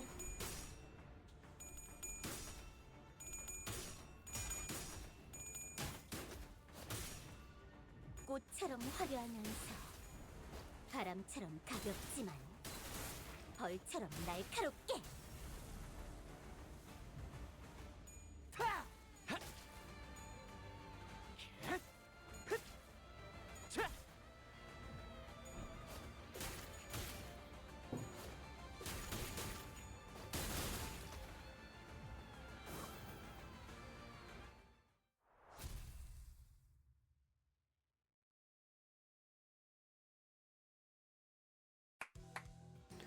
Alright, that's good enough. Bloody hell, lad. That was much closer than I thought. Good match. Jeez, don't most people usually lose steam the longer a fight gets? What the heck was that at the end? The two of them clashed with everything they learned, and with all they learned up until the lessons began. I thought for sure that Xichun would come out on top without breaking a sweat, given that Sinclair wasn't using an identity and the tough training Xichun had as a family hierarch candidate, but perhaps thanks to the Night Drifter teachings, or thanks to that mark on his forehead, I saw a glimpse of Sinclair I'd only seen in a select few mirror worlds. You alright, Sinclair? Yeah, it's not like we were going at it with real weapons, and the fight ended before I got any further, thankfully, so I'm not hurt or anything. I'm feeling a bit of a fever on my forehead, though. It didn't seem like Sinclair noticed a single yet clear red line that appeared on his forehead. It's not like anything bad happened when that mark manifested back in Lamantaland, but considering that Damien and Rim were the only other people who'd ever shown that mark, I couldn't help but worry a little. Hey, you ever run away from home before? Where's this coming from? Going by the way you're acting, it's clear to me that you're a homebody, but there's something behind your eyes that tells me that your life hasn't all been sunshine and rainbows. I wouldn't call it running away from home. More like I left home. Because I didn't have a choice. How did that feel? Like I was melting away into nothing. I suddenly had to face the whole terrible world on all of my own, and that was so overwhelming that, well, I'm sure you can't quite commiserate. You've been on top of your game your whole life, after all. I did leave Dagwon by my own volition, but if I'm being honest, and here's something I never told Wei, I felt unutterably lost. There was so much that I had to do, so much responsibility. I guess neither of us were that ready for the world when we left home. I feel just as lost back home, though. And there's Heathcliff, too. He also left home some time ago. We paid a visit to the manor he grew up in. Heading home must have been pretty exciting for him. You have no idea how much of the journey back he spent gussing up and primping his hair. Oh! Something just came up. Class dismissed. Oh, why did they didn't have to include that? They didn't have to include that, you know?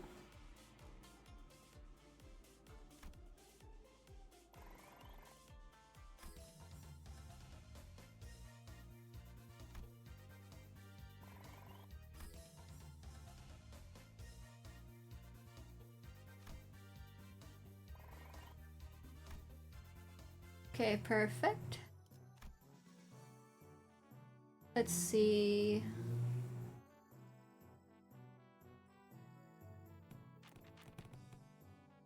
I'm gonna go with these three.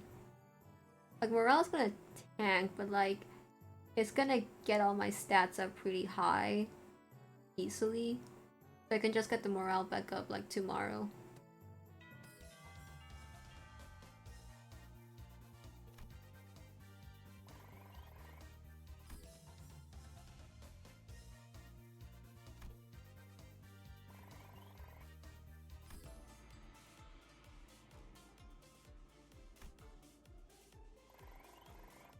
Oh my god. Yeah, no, we're getting that morale up.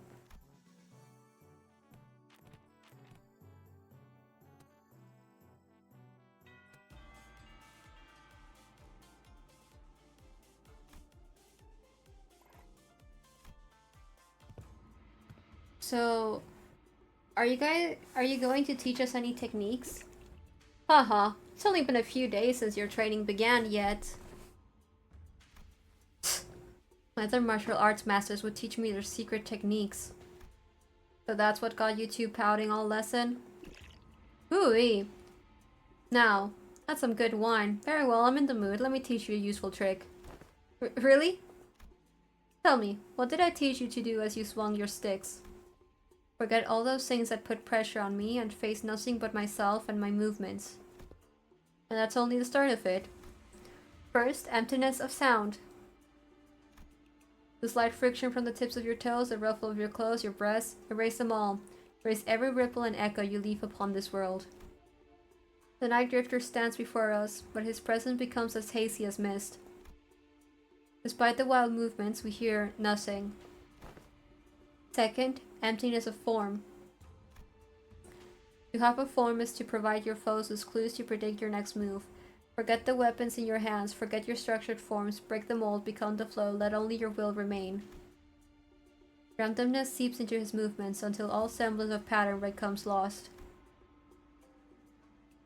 There was something clownish about his unpredictable movements, but they were also so hypnotic and floaty that Xichun and Sinclair couldn't look away. Last, emptiness of mind. Try not to force the direction of your heart. Empty your desires and intentions both. Stab without thinking, penetrate without gazing. Both Xichun and Sinclair's necks were marked by small imprints of the twig that pressed their skin. And Shilu, who had been standing next to me all along, had leaped a small distance away, seemingly deep in thought. And my neck hurts too. I guess I wasn't spared from the lesson. I wonder if it fits that saying Yisang utters from time to time. To lose one's nose with eyes open. Immerse yourselves, make sure your descent is slow and gradual. We've been focusing entirely on the self with your swings thus far, so you should find it quite easy to reach the state of emptiness in mind.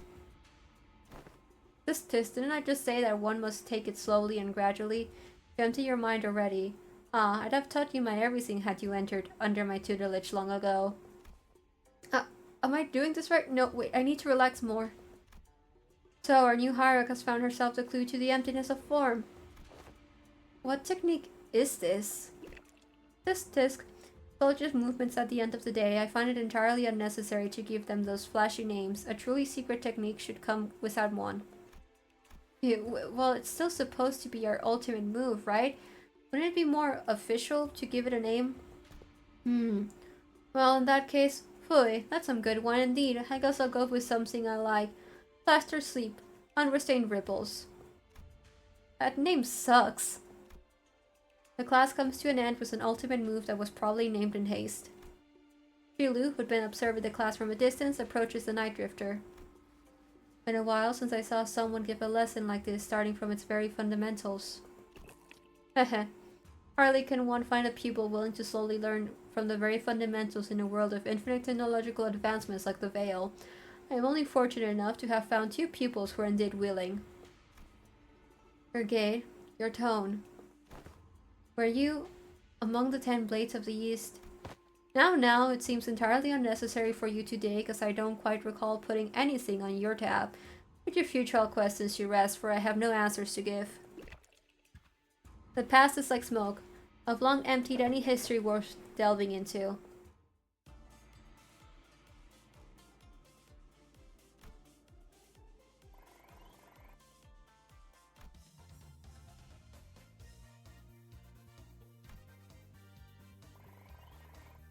Okay, good.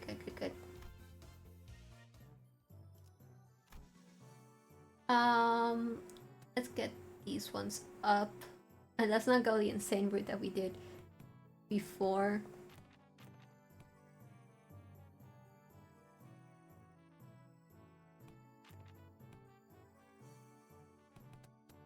Your combos cost... That's to diminish...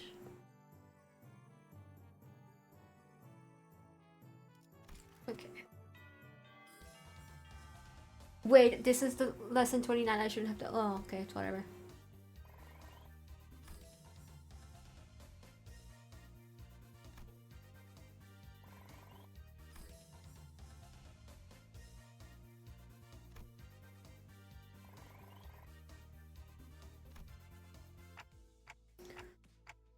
Well, I'm supposed to teach this class, but honestly, I'm not entirely sure what to do here.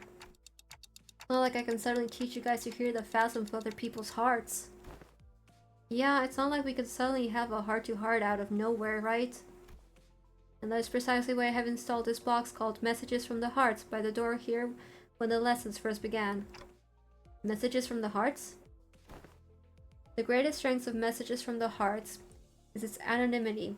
Here, people can anonymously share the concerns that have been eating away at them without fear of judgment. Yeah, this sounds like a great idea. I can see how everyone can be more honest about their feelings behind the mask of anonymity. The box is quite heavy. It seems that everyone's been making quite a liberal use of it. Let's see, the one on the bottom has to be the first message. Let's see what it says.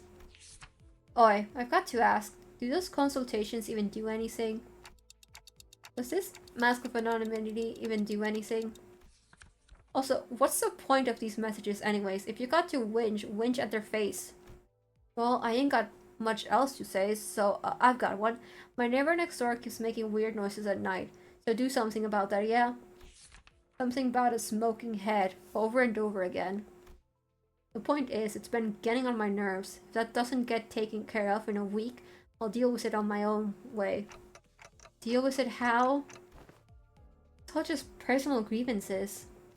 Let's see what the next one says. Who dares herald the executive manager with such useless, weak-minded complaints?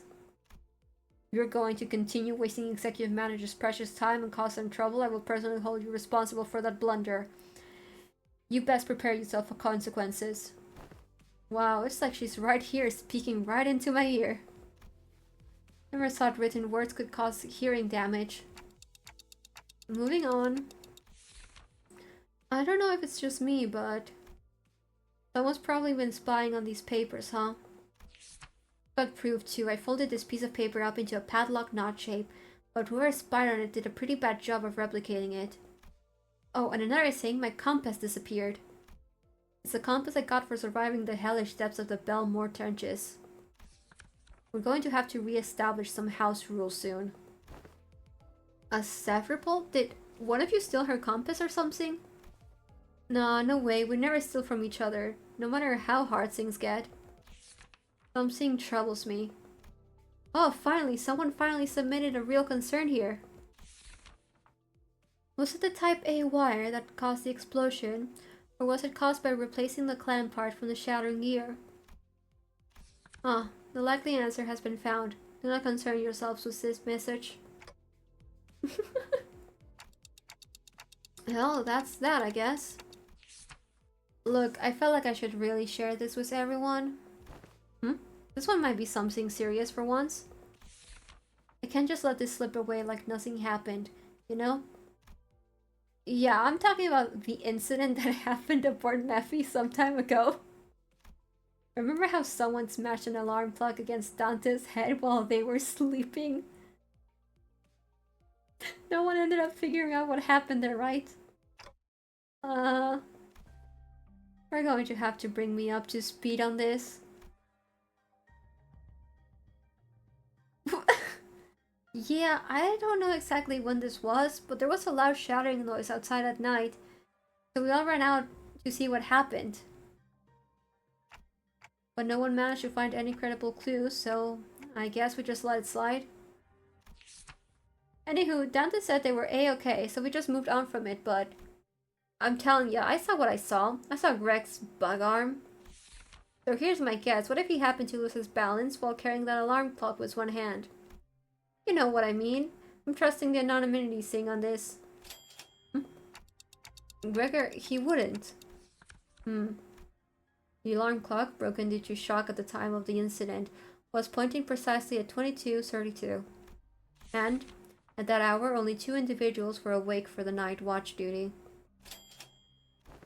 Guys, this is turning into like a whole investigation.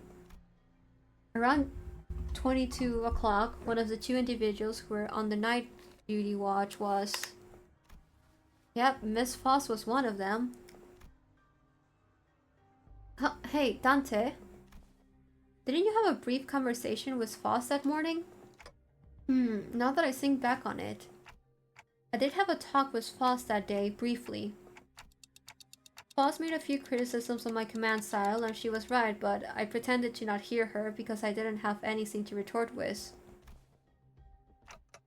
Don't tell me Foss actually held a grudge against me for that. So, fellas, I don't think anyone's noticed this, but... I noticed a dusting of cigarette ash near the shattered alarm clock. As you know, Manager Bud, there's only 2 among us who smoke. But one of them stayed put in his own room. Know what I mean?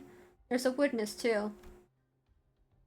Unless that witness is a cowardly liar. I'm sure she will come forward and tell everyone exactly what happened that night.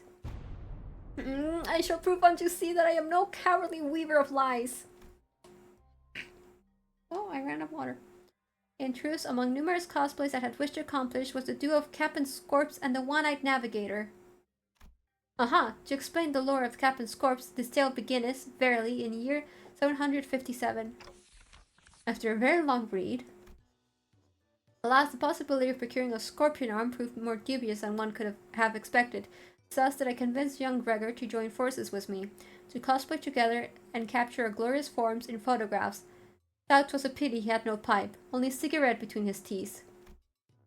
And young Ishmael's compass was to be the captain's trinket, and for that purpose I had briefly borrowed it from her room.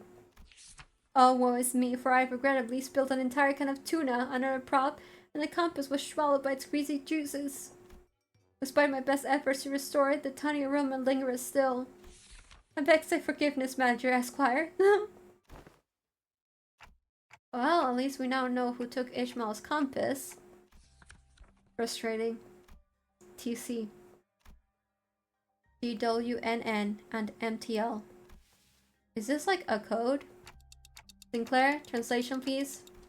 Yeah, trying to parse that from written text is usually way harder. I normally try to read the speaker's tone and the general context of her words, so... Unfortunately, the plot thickens. Guys, are we actually going to try to find the culprit? Nausea bubbled inside me like I'd just been reminded of a persistent itch I'd managed to forget. It's like someone shoved a tuning fork in my head. Guys? Alright, that's it. Clockhead, read up. I'm going to confront the sod and tell him to tell it like it is, if there's something bugging him, instead of whinging in his sleep. Now, where is he? Hey, nice. Looks like this anonymous person's trying to get to the bottom of this. Dante. Fare you well. It is I, the sinner first in the order. Apologies are in order. Ever since the incident, I could hardly lull myself to a restful sleep. In truth, it was none other than myself who pummeled your head with a clock. To explain this, one must first explore the sentence concept that this part of the paper has been turned off. We're not about what exists no longer. I will not embark on a multiloquent ascribing of excuses. Right before you in shame and express my willingness to accept any punishment you see fit to dole out. I seek nothing but your forgiveness. I can't believe the culprit was, that sinner. Good thing he fessed up, but doesn't something feel off about the whole thing?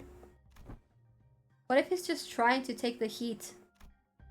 But it seems to me that the #1 sinner doesn't want to share the story any further. Maybe it's best we don't dig into it unnecessarily. Oh, hello, Dante. I was taking a walk near here when I found a piece of paper somebody tore off, so I'm returning it here. Hope it finds its way to the original writer. Thus returns the #1 sinner's paper. This has to be the key to resolving this case. I hurriedly unfurled the paper. The truth of what transpired. You ever find yourself wondering if that crackling fire like the thing on top of the manager's head is hot like real fire, or if he would not give off any heat? Curious, right? Don't worry about it, Isang. Not like we have any other way to tell other than touching it ourselves. Indeed. Unproven phenomena cannot be confirmed without direct means of observation.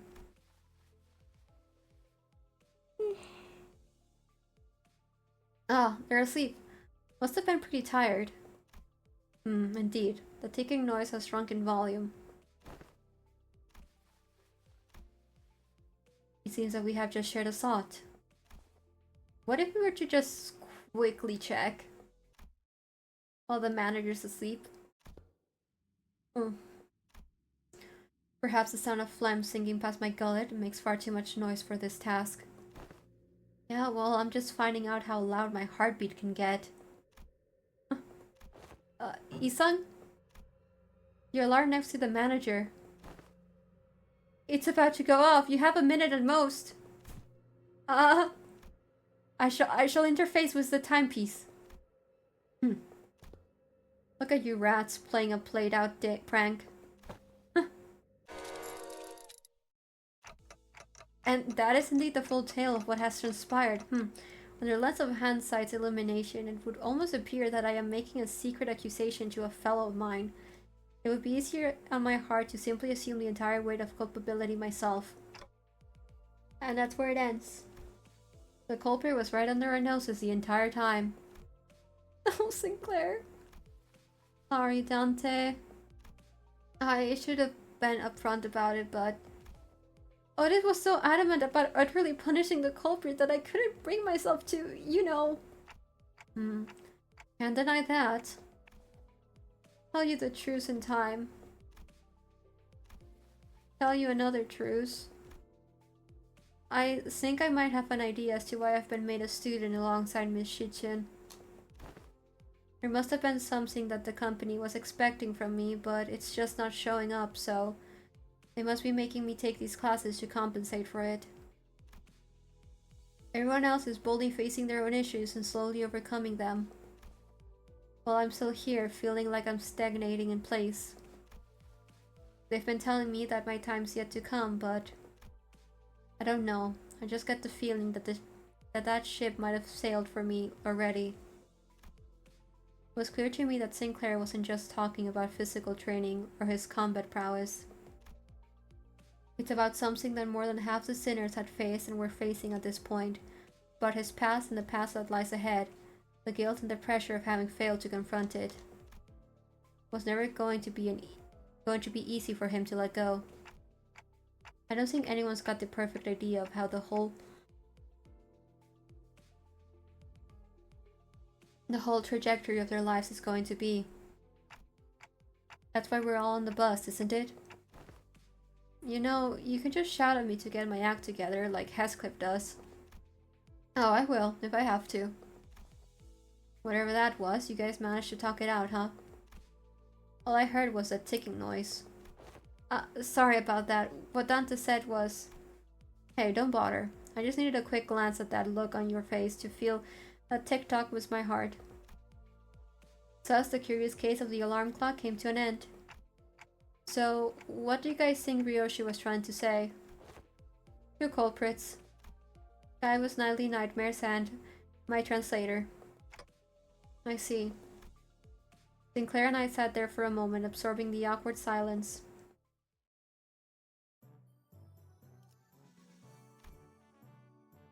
Okay, I think we're fine overall, so I'm just gonna make sure that the morale is up and well. You know what? Last class, I want a Hangul class. I want a Hangul class, and we'll finish off with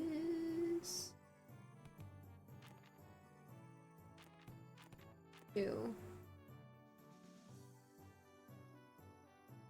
Yeah.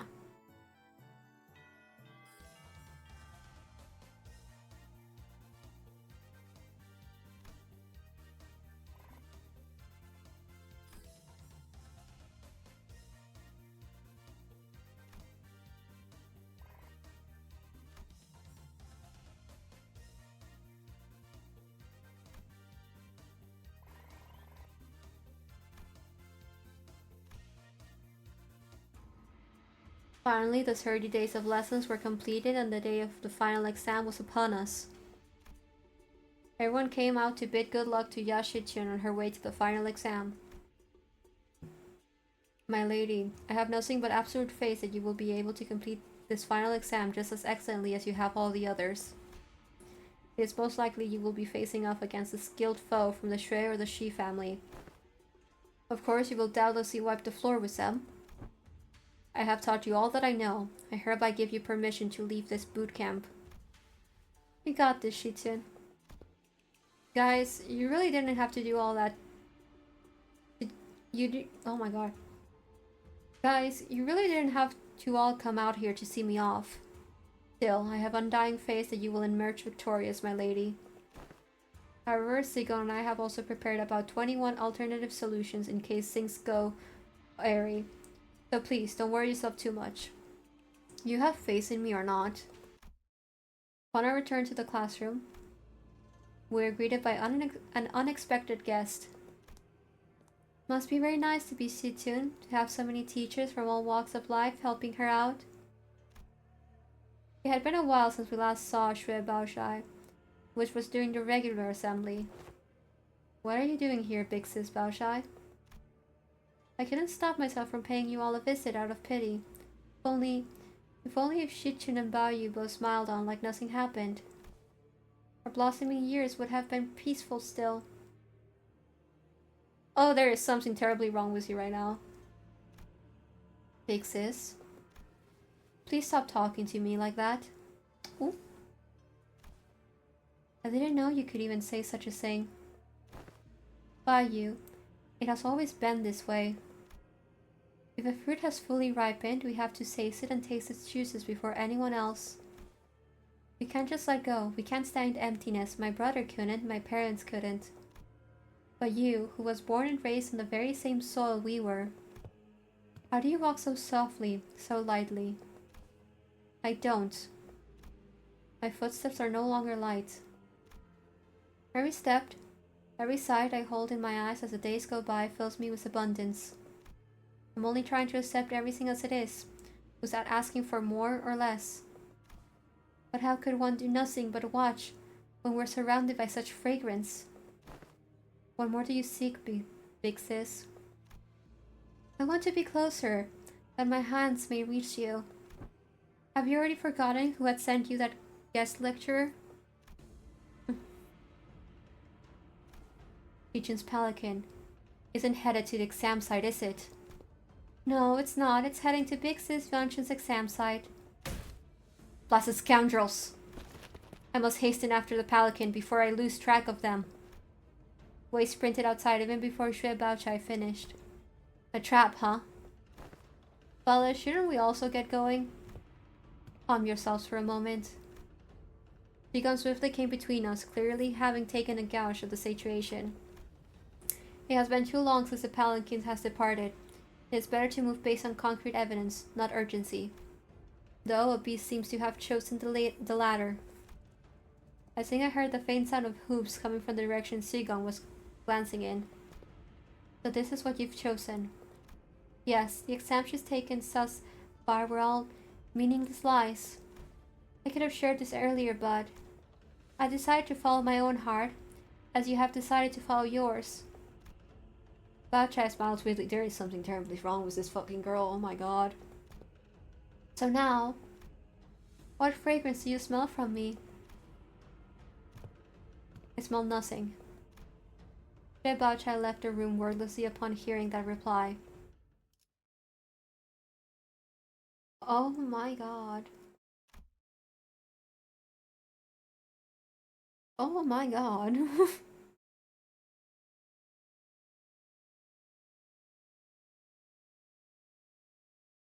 Oh my god.